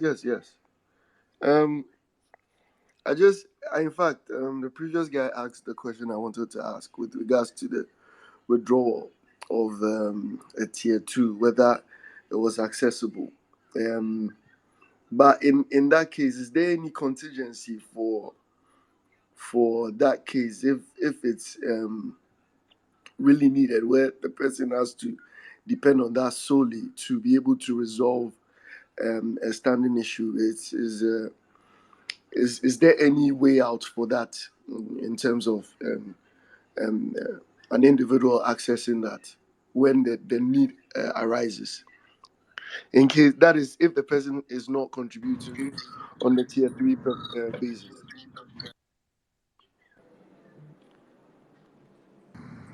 I don't know Please, if anyone wants to. may I answer that? Yes. Okay, come in. May I answer that? Yes, please. Please go ahead. Okay, so I think the only standing issues that the law recognizes are the things I mentioned, which pretty much have to do with invalidity, where you either have a mental illness that disables you such that you can no longer work again, or you've passed on, or any of those things. If subsequently there is an amendment that says that we should be paying out tier two because of other reasons, then we will. But as it stands now, the Pensions Act 766 only references those sorts of invalidities, and that is what we work with. All right. Awesome. Awesome. So Loretta, if you could please also ask your question. Okay, my question is for Chrissy and then Dominic. We keep asking tier two, tier one, and then as we have employers who pay our SNIT for us, and we also pay some contribution ourselves from our salary. Um, is there a special tier when it comes to SNIT before we go to our third parties, like the the the one that maybe Kwesi works with? Because I asked if we can take some of our tier two, and Dominic was trying to explain to me from his part. So does that mean that there's something Lawrence, to I do think you with tier mentioned one? tier 3, right? Okay, yeah. All the tiers. Is this something that has to do with you guys differently before the ones that the third parties that our employers brought on board? Do you get my question though? Yeah, I get your question. So, tier 1, there are 3 tiers: tier 1, tier 2, tier 3. In the past, SNIT used to manage tier 1 and tier 2. Now, tier 1 is managed by SNIT, tier 2 is managed by a fund manager of your company's choice or of your choice, and tier 3 is voluntary. Do you get it? So, for tier 1 and tier 2, until you reach the retirement age, there are no withdrawals. But for tier 3, I think it depends on your fund manager and it depends on the arrangement you have with them. That's what I know. So, So Kwesi, I think you can add on. in this case, the the tier one and tier two that you're talking about is all managed by SNIT. Is that what you're saying? Yeah, tier 1 is No, managed by SNIT, but tier 2 is not managed by SNIT. And tier three is managed by SNIT also. Tier 3 is also not managed by SNIT. That is a voluntary one that Kwesi and the companies like the ones that he works for, they manage those things. The fund managers, yeah. Okay, Kwesi. So if you guys are managing tier two and three, um, can someone take some? When can someone take some? I mean, like, what's the whole? okay. So for tier two and tier two is also mandatory. Okay, tier two you only have access to it when you reach the statutory retirement age of 60. When you decide to go on voluntary retirement at 55, or for hazardous workers, if you go on retirement at 50, then there are the exit options. If you decide to die, or like maybe there's invalidity, that one will be paid to your beneficiaries. Tier 3 is purely voluntary. So it depends on whichever arrangements that your organization has with the corporate trustee. Because the Pensions Act allows companies to have what we call vesting rules, okay, on whichever tier 3 that you have. That is if they are contributing. And so for tier 3, you can draw on it. But for tier 1, tier 2, you can only have access to it when you go on retirement. I don't know if that answers your question. Yes, it does. When does provident fund comes? Which one? Where does it come under? Okay, so the Pensions Act 766 references the tier 3 as a providence fund. So if you are in your company, what you typically have as your providence fund would be your tier 3. Okay, so that's the one that I can touch whenever I want, anytime. Eh, eh, yes, you can Subject to touch it. tax. Subject to tax. Yes, subject to tax. Okay, I understand. Thank you. You're Thank you. welcome. Guys, I see a lot of people wanting to speak, so I try to remove everybody off stage. So if you requested, please don't go yet. I'll remove people and I'll add you so you can speak. So please don't go yet. I think the next person is Kofi Amponsa. Kofi, please go ahead with your questioning. Okay, thanks, Desmond. Yes, I wanted to find out, how does the maximum insurable earning affect your pension benefits when you retire? Is it considered when you are getting your pension benefits?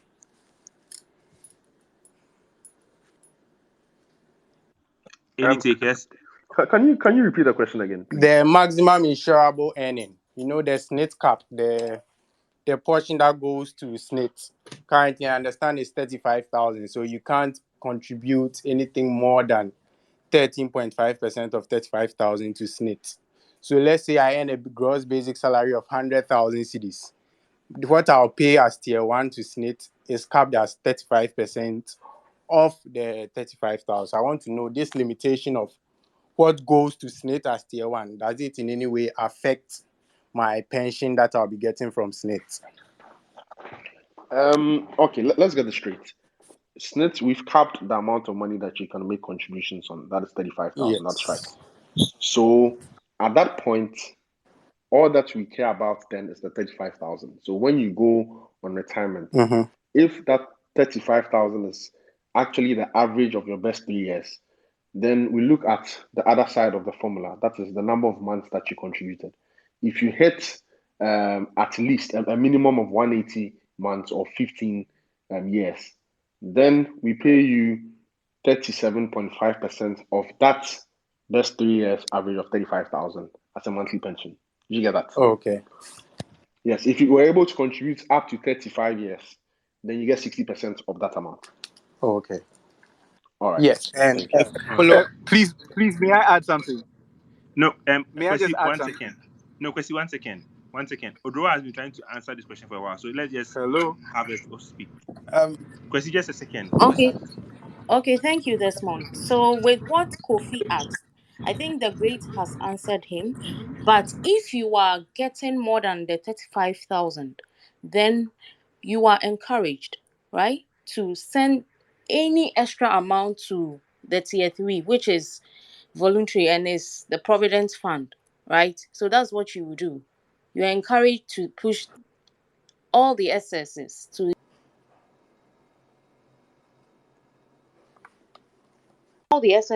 the tier 3. That's what we encourage people to do. People who are taking more than the 35,000 that SNIT has capped on. Thank you. Okay. Thank you. Kwesi, come in now. Oh, I think my boss has spoken, so it's fine, right? All right, fantastic. Wow, it looks like okay. Kobla, come in, then NY will speak. Kobla, please come in. Yeah, hi everyone. Can you hear me? Yeah, we can hear you. Yes, we All right, can. perfect. Yeah. I just have a quick question. Assuming I grew up in Ghana, background in Ghana, everything in Ghana, and then moved to the US. I don't hold any ties to Ghana anymore in terms of my citizenship.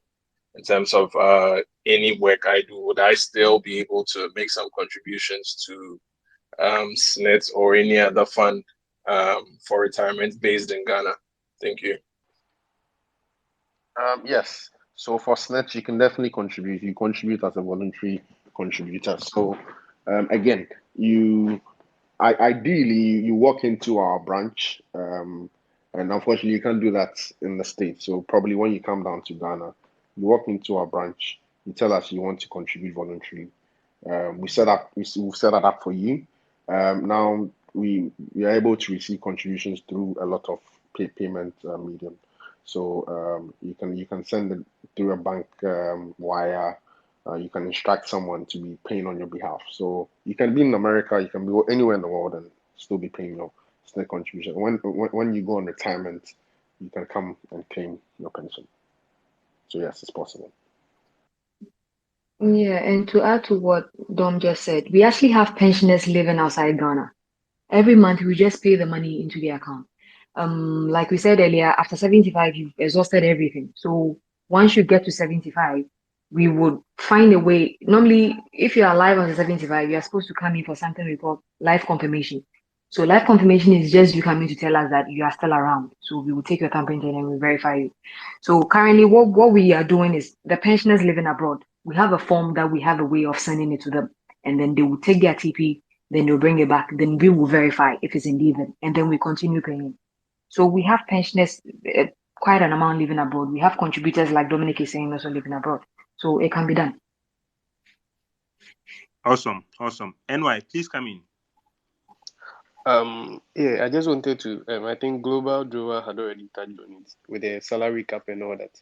That once it's the system is programmed in a way such that once you key in any amount more than the 35,000, the system will revert it back to the 35,000. So you can't really pay. So you just send the rest to Provident Fund. And what Akosia was just saying with the TP and all that, somebody might think that you might probably not be able to verify it or what, but the records department, once they take your your 10 fingerprints and all that, they can verify that truly is you. So your monies can be paid to you once you are outside the country. Thank you. Thank you, NY. Mubarak, please come with your question. Okay, so good evening, everyone. I want to find out, does any right accrue to redundant workers regarding their tier 1, 2, or 3 at the point they become redundant? And if so, what are the conditions? Um, as the way the SNIT scheme works, and I'm talking about tier one.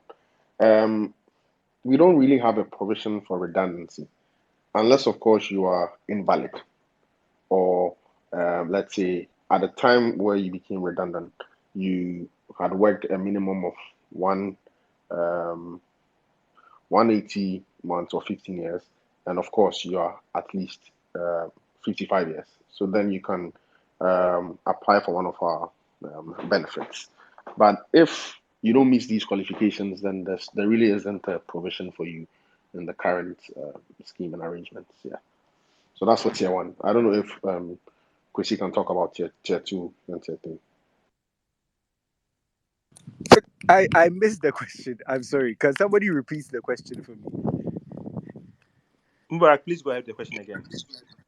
Yeah, so I wanted to know if there's any special right that accrue to redundant workers with regards to their tier 1, 2, or 3 at the point they become redundant.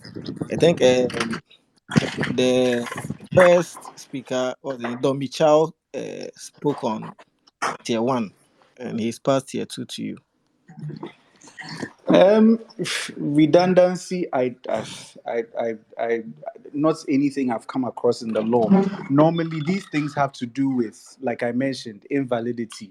You can't work again for some reason. You can never work again. Then even that one, it has to be certified by a medical board. But maybe I have to check and see. But I haven't come across anything like that. Joe, I don't know if you know of anything like that, where if a worker becomes redundant, then there's some benefits that are paid to them. As far as I know, there's nothing. Okay, so the act doesn't state anything on redundancy. No, no. Maybe later years when there is time for reforms in the act, which we are looking at doing and sending it to Parliament, maybe all of these can come in. And even with the issue of unemployment benefits, the act as at now does not talk about redundancy. Thank you. Okay, awesome. Ask Rodman, please come into your questioning. Hello. Hi. So I wanted to find out if once you are 60 years, you start receiving your monthly SNIT benefit. Does it end after 75 years or you are going to receive it till you die? That's my question. All for right. you. Okay. So Akusha, go ahead. Yeah, you would receive it till you die. The point of pension is to maintain you. So once you're alive, we have to continue paying it. And there's another part of it that I forgot to mention. Every single year, we increase pension. We increase every year. I'm sure some of you have seen posters around. But Yeah. the thing is, once you're alive, we can't take you off it. It will be making you worse off. And we are not supposed to make you worse off. So we have pensioners who are 90. I think I saw one recently. He was 96 years of age. And he takes it every month. So we will continue to pay him until he dies. Oh, okay. This is a follow-up. So how would you be able to determine whether the person is still alive or dead? Yes. After 75 years, every year you're supposed to avail yourself to us. It's either you come to the office or you write to us. And we have pensioners who are bedridden, who are weak, who can't come in at all. But Yeah. every year the norm is you're supposed to come to the office, and then that process is called life certification. So you come Okay. in with your SNIT number, then we put your thumbprint on the system. In the event you are bedridden or you're weak, and then your family can't transport you to us, we will come to you. Once someone in your family comes to us and tells us that, oh, my father or my mother is not well, she's slightly paralyzed, we can't move her. We would come to your house. We would actually arrange and come from the office to your house and then come do that for her. If you're outside of the country, we would send a form to you, put your thumbprint on it, then we will verify it to make sure it's you. All right. Thank you. Yeah. Thank You're you. welcome. GK, please come with your questioning. Yeah, so mine has already been touched on, but I just want further like clarifications on it. Yeah. So I'm a salaried worker and voluntary contributor, right? And I'm supposed to go to the office for it to be consolidated, right? So the basic, are they going to add the two basic salaries, or what's going to happen? All Dominic, right. please answer. Right. So assuming you work for your company pays you a basic salary of 1,000 cedis. So at the end of the month, your company is going to be paying 185 cedis as their part of their contribution on your behalf. Now, if you also want to voluntarily contribute, let's say 1,000 cedis, you also have to pay another 185 cedis. At the end of the day, in your account, right, it Yeah. is the first 185 and the other 185 that we are going to credit to you. So that makes your basic salary for that particular month 2,000 cedis. Do you get my point? Yeah, I get it. Although 1,000 is coming from your employer and another 1,000 is coming from you. There are currently people, the consultants, who have about 2 or 3 companies paying their contributions for them. We credit them and we consolidate the basic salary. At the end of the day, they are going to go home with very good pensions. Do you get it? Okay, so do I need to pass by the SSNIT office for them to do that or something? Yeah. Please come to the SSNIT office. And since Okay. we already have your SSNIT number and your details in our system, it won't be too long a process. Yeah.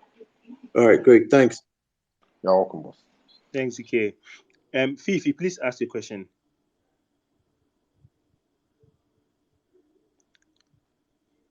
Mr. Fifi, please ask your question. Okay, so I just to clarify, I heard that so the maximum income that you can pay SNET contributions on is 35,000 right? 35,000, 35% of 35,000. It's just to No, clarify. we didn't say 35% of 35,000. We didn't say that. It's 35,000, but it's 18.5%. Okay. Right. Okay. So yeah, I'm not done, sorry. So I saw an image in Akosia Bonne's media. I'm seeing highest monthly pension, and then the person is taking that's 129,000 plus. Please, So sorry to cut you short, but if you look on the table, that is actually annual. So you divide that by 12 to get the monthly. no, not that image. I don't know how to. It's a different image. It's in Akosia Bonne's. Yes, I think he's talking about the highest pension. Yeah, that's. Yeah. So Okay, so let me answer that. So obviously we did the capping of the basic salary is something that we did recently. Prior to that, there wasn't a cap. So then people were paying on whatever their basic salary. If it was 1 million Ghana cedis, you can pay. But I think our actuary department decided that it was best for us to cap it. So then we capped it. okay, that makes things clear Yes. now. Thank you. Yeah. You're welcome, boss. Thank you, Fifi. Kofi Ntiamwa, please come in. Okay, thank you. My question is on the tier 3. So it's my understanding that if you are formally employed, after 10 years, you can make a withdrawal tax-free. Question is it all the money? Is it money that has been with your fund managers for 10 years, or any of the amount you've contributed after the 10 years that you can make a withdrawal on? That's basically my question. Okay, my boss. Once you start contributions to your tier 3, your provident fund, and the 10-year mark is passed, it doesn't matter where you're doing the contribution, you still get it tax-free. The only thing is that there has to be evidence of a continuation of that providence fund. When you're moving employers, there are a couple of exit options that you have, right? So let's say I work with company B and I'm moving to company I'm sorry, I work with company A and I'm moving to company B. There are a couple of exit options I have. I can either decide that if company B has a new corporate trustee, I want to transfer my funds from my old employer's corporate trustee to my new employer's corporate trustee. Or I can decide that I'll leave my old my funds with my old employer's corporate trustee and then start a new one with my new employer's corporate trustee, in which case I will have two funds. Whatever it is, there has to be a determination by your corporate trustee who is going to make the payouts that you started paying provident funds 10 years ago, or that you've elapsed that 10-year period, and then you can have it without any taxes on it. I don't know if I've answered your question. Yes, it's answered. Thank you very much. Thank you, Kofi. Kofi, I think someone sidebarred me. The 10-year, the tax period is only after 10 years, please. Not on all the TFE. After contributing for 10 years before you can get it for tax free. All Yes, right, thank you, I'm Kofi. aware. But that's for formal workers. Informal is 5 years. I'm aware. Thank Yeah. Awesome. And Loga Junction, please ask your question.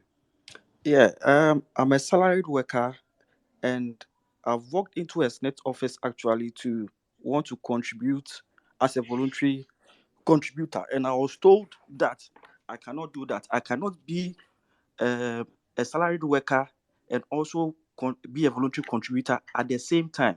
They mentioned things like salary hike, people taking advantage, and all that. So I want them to really confirm if that's the case, if you can be a salary worker and also be a voluntary contributor at the same time.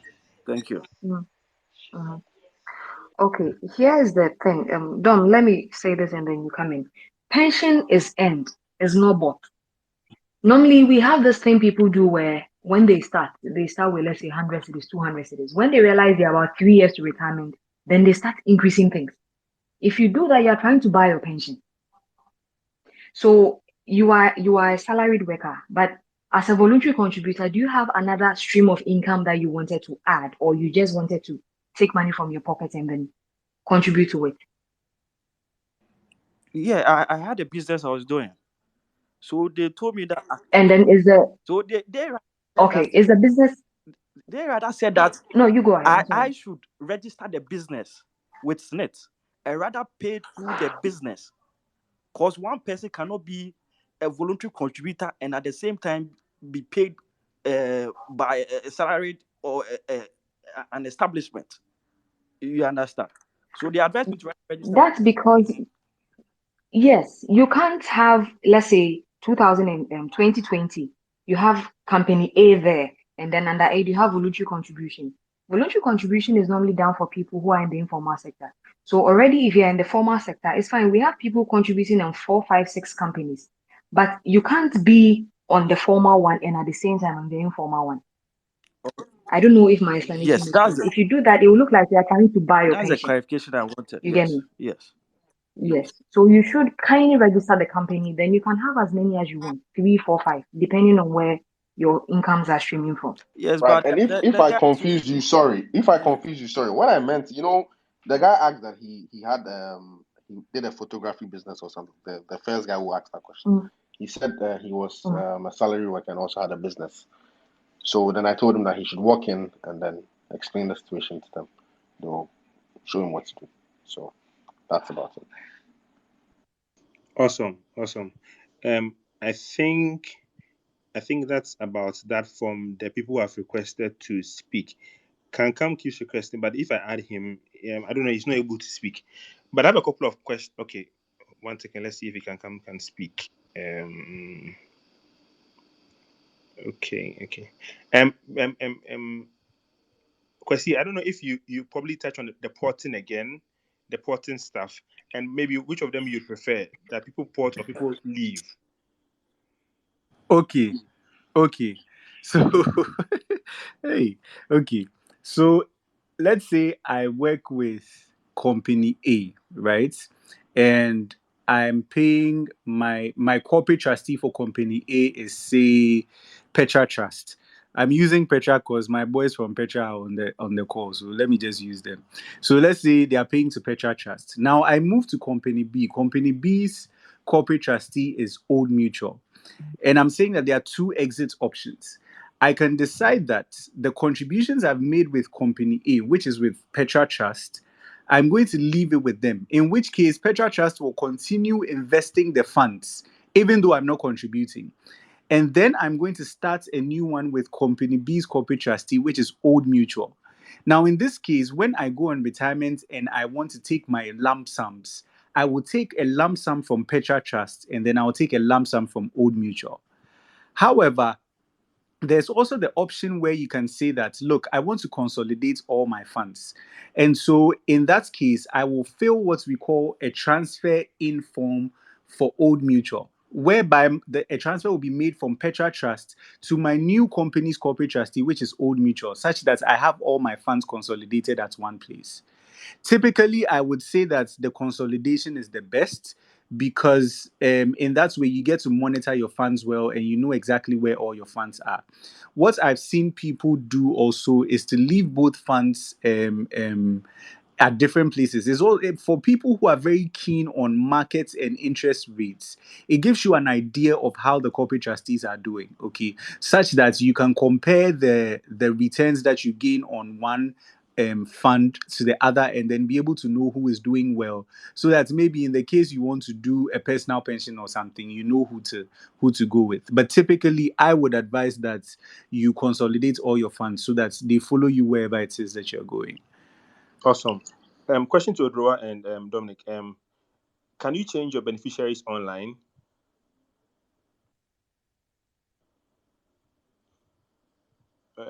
Dominic or nah? For the SSNIT, can you change your beneficiaries online? You can't do that. And honestly, it's to protect you. Imagine someone else, your son or someone is to have access to your number and just go online and do these things. We normally everything we do in our offices, we take your thumbprint just to secure that in the future you wouldn't come back and tell us that I didn't do this. Okay. And lately, online things are very easy to access. So if a son or one of your children can just pick it, go online, and then even change percentages. So no, you can't do that. Okay. Interesting. All right. Thank you. Kwesi, tier 2, tier 3. Can I change my details online? I already know, but just go ahead. Kwesi. Okay. I have another question here. Hello. Sorry. I was speaking. I didn't know I was muted. Okay. No, we do not allow you to do that online for now. You have to come to the office and change it. And I'm sorry, but if you can give me a little more time to speak on certain things. Okay, There's a sure. reason sometimes a lot of people think that the processes that you have to go through with pensions companies, i.e. SSNIT, and then your corporate trustees are a bit cumbersome. But trust me, we see the weirdest things in this industry. There are times when people can send their wife and children to come and claim money because they are dead. They come with a death certificate, all of that. We send our investigators out, and the guy is sitting somewhere eating his food. He's not dead. Like, we see these things all the time. We see people try to forge people's signatures. We see people try to forge medical records and stuff like that just to claim pensions and stuff. So typically, we ask that people come in person to come and do these things. If for some reason you cannot move to our offices, just inform us and we'll drive to you and make sure that these things are done. Awesome. Thank you. This question is to you, Dominic. Which jobs will guarantee me at least 30K monthly in pensions? You said this one is from Joseph from Oda, but it's Hornsby. I mean, now I'll let you go start make banco. I beg you. It's okay. It's okay. You don't answer again. 1 second. I have a couple of more questions. Let me see. Okay. Can you Kwesi, can you again go over the Provident Fund bit, the voluntary bit? Because I think I have a couple of questions on that one. Okay, so what I was saying was we have 3 tiers in Ghana now. The three tiers are tier 1, tier 2, and tier 3. Tier 1 is managed by SSNIT, is compulsory for every worker. Tier 2 is managed by a private corporate trustee. A corporate trustee is simply a company that has been licensed by the NPRA, or the National Pensions Regulatory Authority, to manage pensions. Okay, so tier 1 by SSNIT, tier 2 by a corporate trustee. These two are compulsory. Every worker in Ghana needs to pay that. Now, tier 3 is voluntary. What the tier 3 basically is saying is that apart from these two tiers that you are contributing to, you have up to 16.5% of your basic salary tax free that you can contribute toward your tier 3. That does not mean that you can't exceed the 16.5, but if you exceed the 16.5, whichever excess it is going to be taxed. But if you want to take advantage of the tax free, it is 16.5%. The law then puts in a caveat that if you are taking advantage of this tax free 16.5%, then leave it in the scheme for a minimum of 10 years. If you decide to do a withdrawal or a redemption before the 10 years, you're going to have to pay a withholding tax at the prevailing payee tax rate, which at the moment is pegged at 15%. And so if you are doing pre-tax, which is 16.5%, and you do a withdrawal before 10 years, then you pay the 15%. However, the law also allows you as an individual, not just as an organization, as an individual, to do your personal pensions. In which case, if the caveat is reduced from 10 years to 5 years, such that you need to have contributed for a minimum of 5 years. This was typically set up in the spirit of the law for the informal sector. But I also know some formal sector workers who like to take advantage of that one. But I mean, pretty much that is what the tier 3 is. If there are any other questions, I'll be happy to answer them. All right, awesome. All right, just Okay. let me just chip this in. I think I confused a lot of people with the voluntary thingy. So, when the first question came in, I think the guy was asking if you had a side business, if you could contribute to that. So, I mean, obviously, that's an informal business. So, it's up to you. It's optional. So, you have to come and tell SNITs that this is what you are doing on the side and you want to contribute to it. So, I mean, I meant voluntary as in optional. You don't necessarily have to, because it's not really formal. But once you come to us, then it's formalized. So, do you get my point? Yeah. Right. Question to probably to Ina and Dominic. So if let's assuming that, I mean, we mentioned that you need to have contributed for at least 15 years before you can get a pension. So let's say you did 8 years and maybe you lost your job. But I mean, you are fine, everything, but you lost your job and you're not able to work again. What happens to the money you contributed? We would pay it to you as lump sum. We would just lump everything Okay. and give it back to you with interest, of course. Okay. Awesome.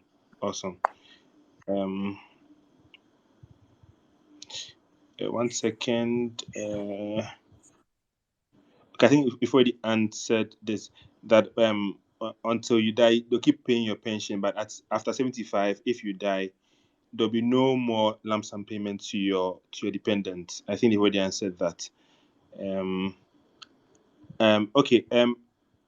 This question is: are companies mandated by law to pay SSNIT contributions for contract workers? I know a number of public institutions in Ghana not paying these contributions for their contract workers. Friends of mine are being shortchanged, and I would like to provide a copy of such contract for the SSNIT guys to study and advise what the way forward is. So it's like they're doing contract work, but they're not paying SSNIT for them. I mean, is it against the law? Maybe Odrowa and Akosia and the Great. I don't know if you want to talk about it. I think per the law, once there's a contract, there's an employer-employee relationship, whether it is contract or it's full time. As long as there's an employee-employer relationship, you're supposed to pay SSNIT. Yes, I mean, I think that's accurate, because when I was on contract, I was earning the SSNIT bits, but maybe they won't contribute for the provident fund for you, but the SSNIT bits, I think they should. And so the person who said that, please send the form to me. I'll forward to the SSNIT guys to have a look at it and see what they could do about it. A few more questions. Let me go. Hi Desmond. If one wants to use tier 3 as collateral for a mortgage, does it have to be after the 10 years or can be done in, say, the second year? I think, okay, Kwesi, go ahead. Okay, the mortgage, you can use it at any time. Once you are, I think the spirit of the law really is that when you're going on pensioning, you need to have something substantial. And if you read through the whole law, I mean, a house is something substantial in the eyes of the law. So you do not need to wait for the 10 years. But typically, when you're also going for a mortgage, right, um, using your tier 3 as a collateral, the mortgage, whichever mortgage provider will also give you the mortgage based on how much you have on your tier 3. So maybe you would want to accumulate some funds before you do this. But if in your first year, maybe you're earning some cool 100K and you think that your tier 3 will be able to sort you out on the mortgage, why not? I mean, definitely, they will look at how much you have before they just grant you any loan as you want. Let me just add. Let me just go through a few more questions, and I'll add some people to speak. Okay, does the consolidation work for the tier 3 as well? I think that's what we explained. Yes. In this day of remote working, what are the options for people who get paid from outside the country as contractors? I don't know if you know wants to speak on this. I mean, if you have an employment outside Ghana, how do you do this? Um, okay, I can speak for tier 2 and tier 3 and what we do at Old Mutual. Okay. So for tier 2 and tier 3, yes, we have a lot of Ghanaian companies who have parent companies outside the country and have their payroll being run from remote areas. Because of the systems that we run for most corporate trustees, you can just do a bank transfer. Really, you can do an EFT and get the money paid. They do not necessarily need to physically be here to be able to make the payments. And of course, all the forms and the necessary documentation can be sent electronically. So they do not necessarily have to be here in order for these payments to be made. Okay. All right. Sure. Mimi, please ask your question, Mimi. Oh, sorry. I just wanted to Contribute. chip in with Okay. Please go the ahead. mortgage thing. But even with what was the question that was just asked, it depends on the kind of agreement you have with the company. If you're treated as a contractor, in some cases they pay you and expect you to go and handle all your the what do you call it, statutory deductions. So in that case you have to treat yourself sort of like a self-employed person, and just like was said, go and pay your SNIT contributions on your own.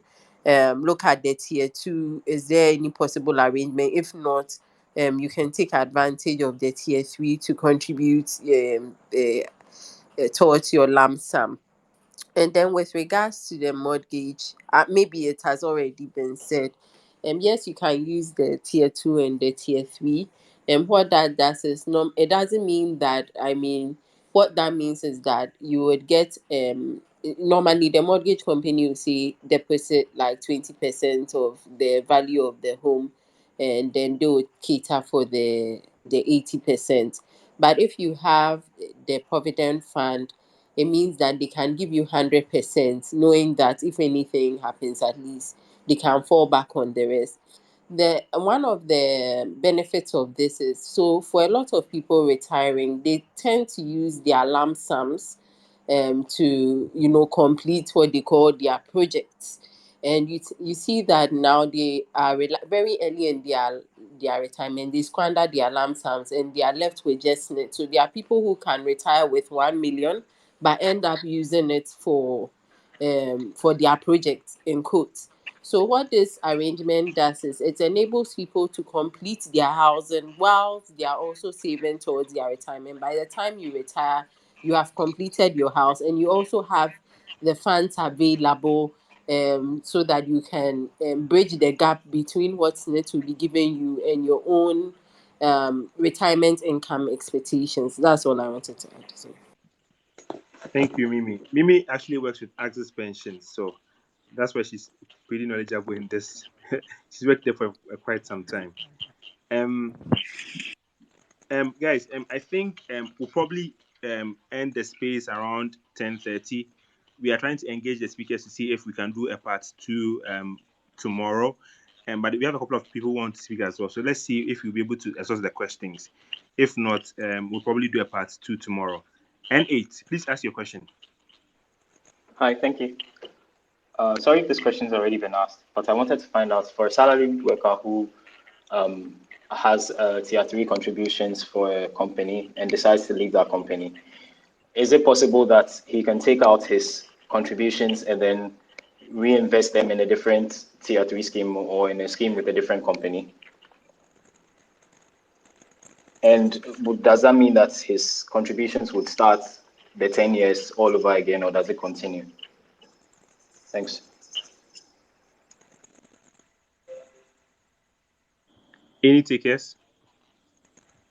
Yes, so the 10 years is cumulative, so it doesn't start and stop. What, like I'm saying, you just need to provide evidence that you have started a providence fund. That's pretty much it. Okay, thank you. Thank you, N8. There is Caleb. Please go ahead with your question. Okay, I want to ask, I'm a contract worker, and then my employer is a government institution, but then they don't pay the tax. I said tax SNIT every month. They pay it, let's say, in bulk for some months or for some duration. On the portal, I only see total contributed, but I don't see the breakdown. How do I get that? Would I have to visit the SNIT office to get that as well?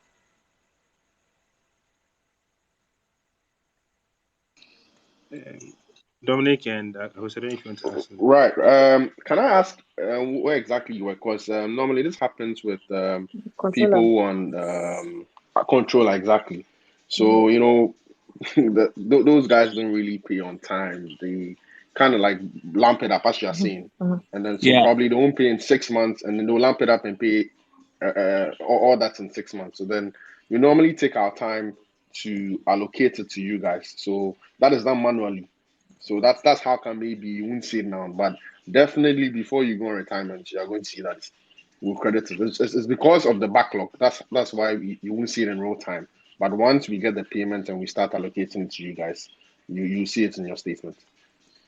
And Yeah, about the portal, yeah. Kindly try and update your email. We periodically send you your statements, so it would be best if you could Okay. update your contact with us, especially your email, so that every now and then we will mail it to you. If you want help tomorrow, you can call our contact center. If you're ready, I All could right. give you the number so that in the morning you call them in. Do you Okay, want the then number the now? last one. Okay. The last one is my employer is quite stubborn for some time. I've been working with him for about let me say over 36 months. But then what I see in there is less than that. And we've been asking, or let me say we've been to SNIT, as in some colleagues have been to SNIT, and when they go to SNIT, SNIT tells them that because it's a government institution, they can't touch or let me say send any warnings or something of the sort to them. I don't. Do you? Is it 8 I months think prior to year, or because I don't? The loopholes. Which years are they? The loopholes, As almost in in the every loopholes year. in your statement. Okay, Okay. so this is it. Almost every year, Caleb, yeah. I don't know if probably this could go into maybe a private conversation. Is that okay? All right. I'm sure Yeah, probably it's yeah. very specific, so they can actually help you rectify it. All right. Okay. Okay. All right. That'll be so. Akosia, please no, so Caleb, please DM Akosia and Dominic so that they can help you after us. All right. All right. Thank you very much. All right. Awesome. Thank you too. I have another question here. I don't know who wants to take this. If you're not registered with SNIT at the start of your employee contract, but after a year in, but that's after a year in, does your employer have to pay all your previous contributions? Dominic and Akosia. Right. Obviously, the employer is liable because they should know better. Actually, when you start when you get employed, they're required to let you go and get a SSNIT number if you're not registered. So once you get that SSNIT number, they're supposed to pay for you when you started working. So they are definitely liable. If we come to know that they have not paid, we'll probably have them pay it, and then they pay a penalty as well.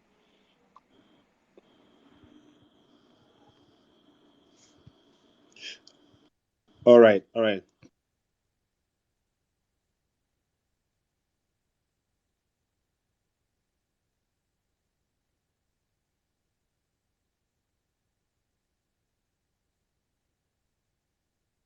That's when I think you're mute. Oh, see, forgive. I was saying that I saw a couple of people ask me if I recorded this. No, I didn't record this. Maybe in subsequent ones we could record it and put on the YouTube channel. So hopefully we can do that. Okay, I have a new request here. 1 second. Okay, I'm trying to add him whilst I go to other people to speak. Okay. I think we already answered this. We've already answered this. Okay. Wow. Okay. I think we've pretty much. Okay, I have a couple of people requesting. Some of the questions are repetitive. Hello. Hello. Sorry. Yeah, yeah. Can you hear me? I'm. No, yes, we cannot hear you. So if you can now start your question, please.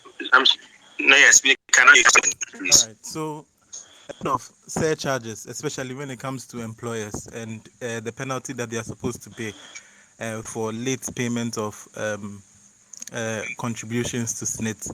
So I want to know how effective they are, and then what's the percentage on there, because a lot of employers defer payment, and then when it's time to pay, they just pay the actual amount.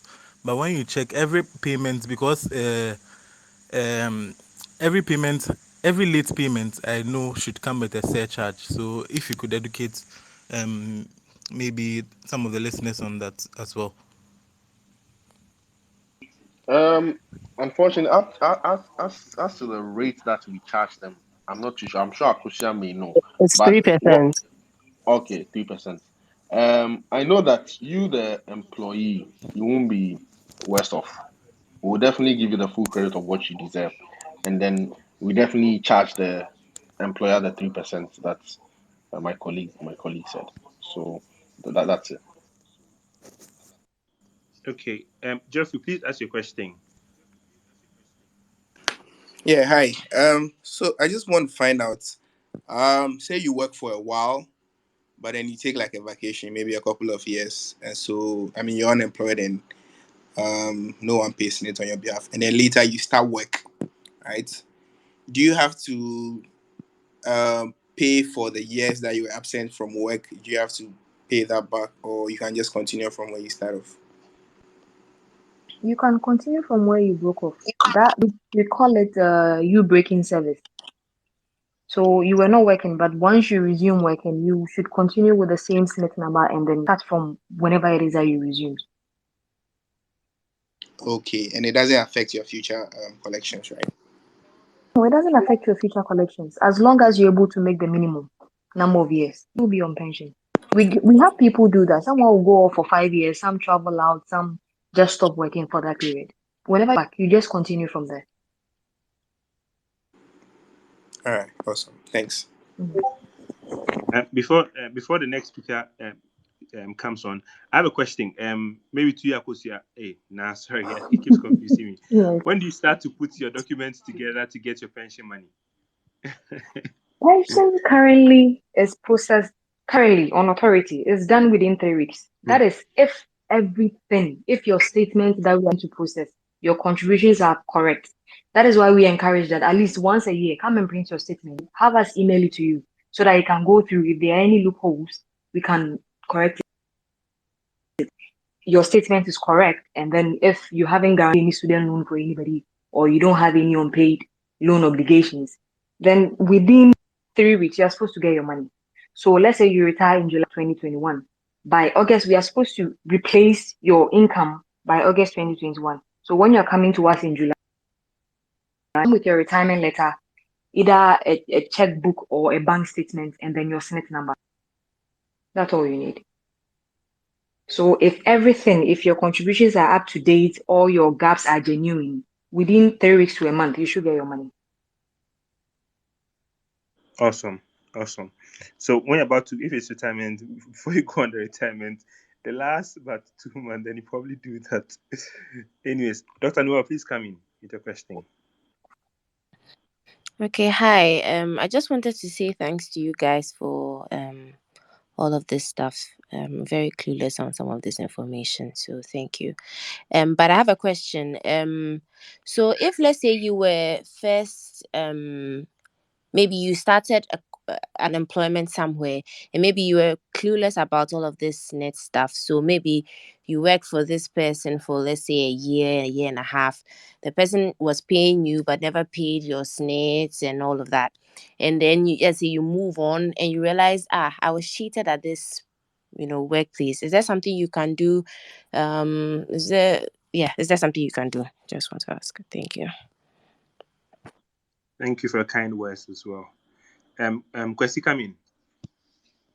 Yeah, on the tier 2 side, we do not have prosecutorial powers, but I would advise us go to JOA, go to the regulator. They will be more than happy to chase this person and collect your money for you. They will do it for you. So yeah, you can speak to the regulator, which is MPRA. They are somewhere around Asylum Down. So Yeah. JOA, am I correct? Odua, please come in. Yeah, thank you. So, Doc, you might have been cheated. It's late. But in this case, you're going to be like a whistleblower to the regulator. You just walk to us and let us know, where did you work? At what time did it happen? We can investigate. We will investigate, get to know whether the person is still doing that as an employer to his or her employees, and then we will take it up from there. Yeah, so you can do that.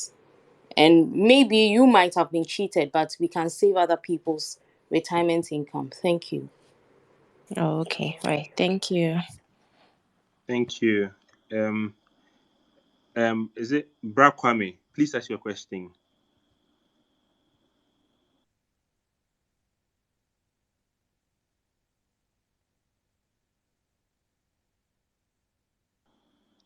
Hello, Bra Kwame.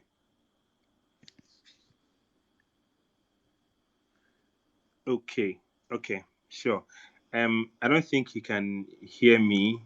I think we can maybe go around the speakers and they give us their last words before we probably end the session. If we can do a part 2 tomorrow, I think we'll definitely do that. So if not, there are no other maybe comments from the speakers, we'll see. So maybe Jeff, please go ahead if there are any last things you probably want to touch on before.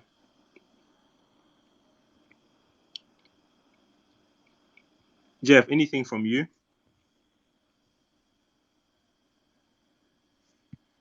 Okay, I don't think Jeff can hear me. Kwesi, can you hear me? Yeah, I can. Okay, maybe you could go ahead with if there any comments from you.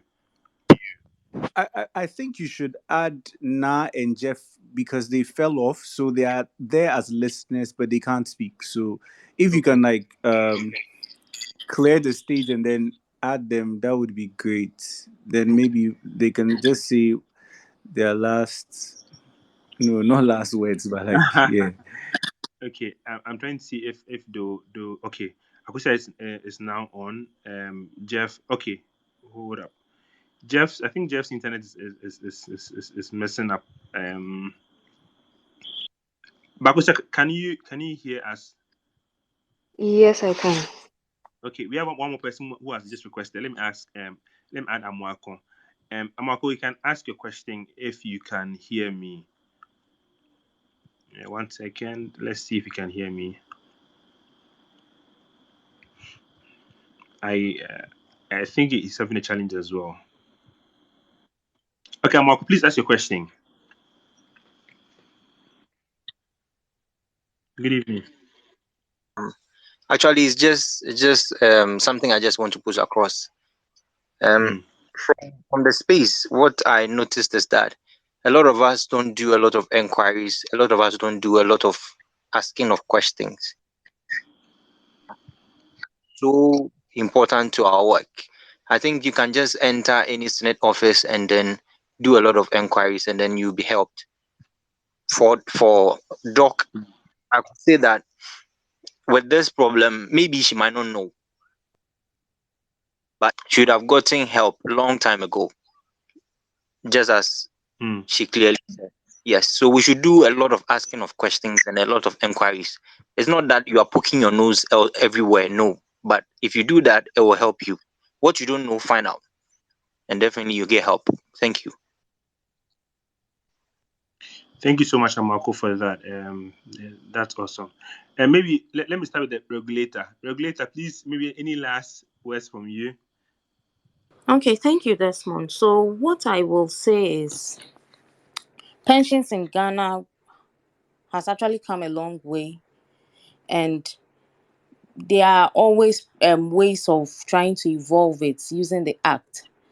I will encourage ourselves as young adults to always ask questions, as Amaku said. With this problem, maybe she might not know, but she would have gotten help long time ago, just as Mm. she clearly said. Yes, so we should do a lot of asking of questions and a lot of enquiries. It's not that you are poking your nose everywhere, no. But if you do that, it will help you. What you don't know, find out, and definitely you get help. Thank you. Thank you so much, Marco, for that. That's awesome. And maybe let me start with the regulator. Regulator, please, maybe any last words from you?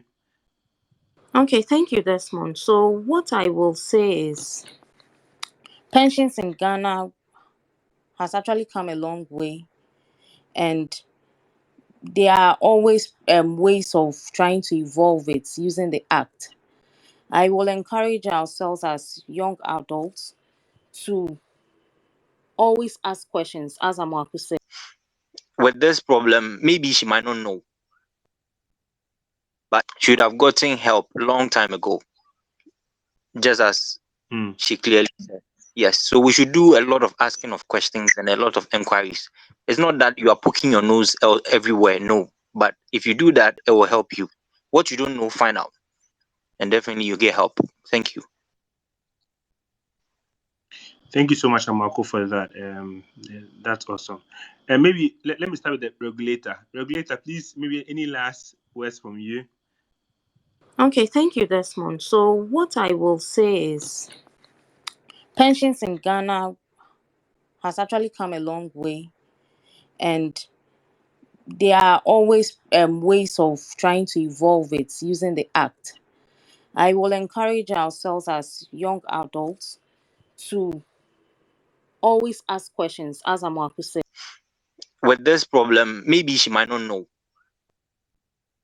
but she would have gotten help long time ago, just as Mm. she clearly said.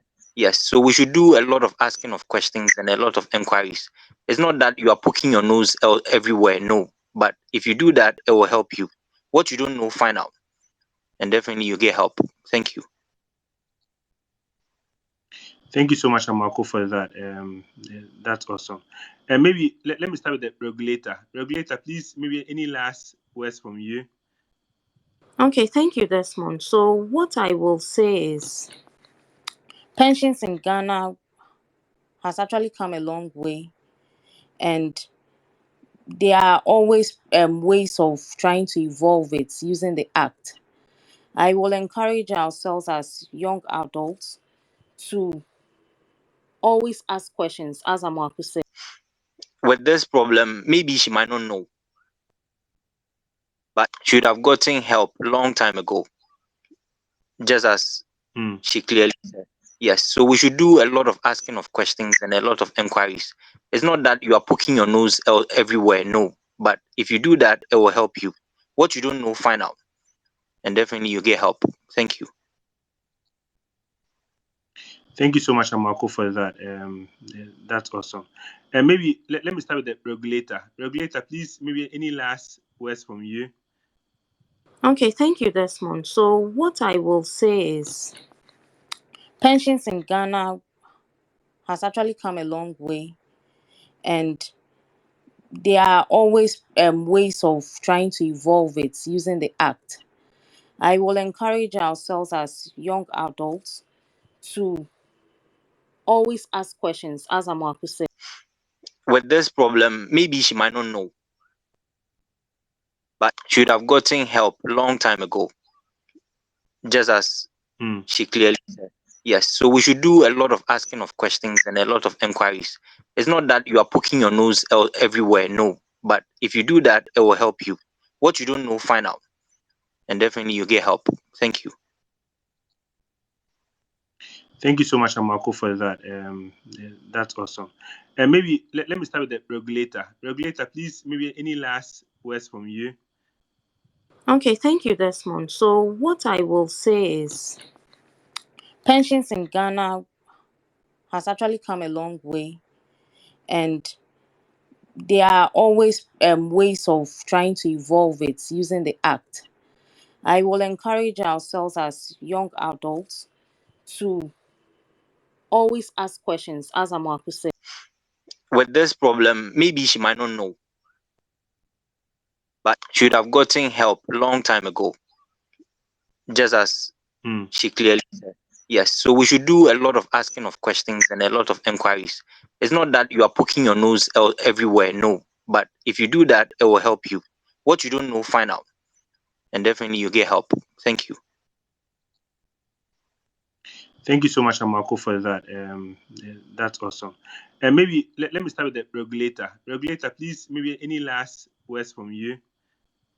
Okay, thank you, Desmond. So what I will say is pensions in Ghana has actually come a long way, and there are always ways of trying to evolve it using the act.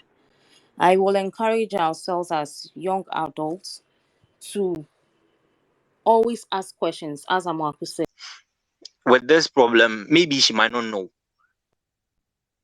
but should have gotten help long time ago, just as she clearly said. Yes, so we should do a lot of asking of questions and a lot of inquiries. It's not that you are poking your nose everywhere, no. But if you do that, it will help you. What you don't know, find out, and definitely you get help. Thank you. Thank you so much, Amako, for that. That's awesome. And maybe let me start with the regulator. Regulator, please, maybe any last words from you?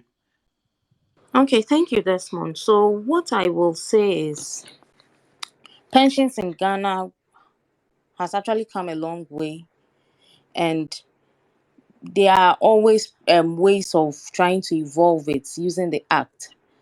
I will encourage ourselves as young adults to always ask questions, as Amaku said. With this problem, maybe she might not know, but should have gotten help long time ago, just as she clearly said. Yes, so we should do a lot of asking of questions and a lot of inquiries. It's not that you are poking your nose everywhere, no. But if you do that, it will help you. What you don't know, find out, and definitely you get help. Thank you. Thank you so much, Amako, for that. That's awesome. And maybe let me start with the regulator. Regulator, please, maybe any last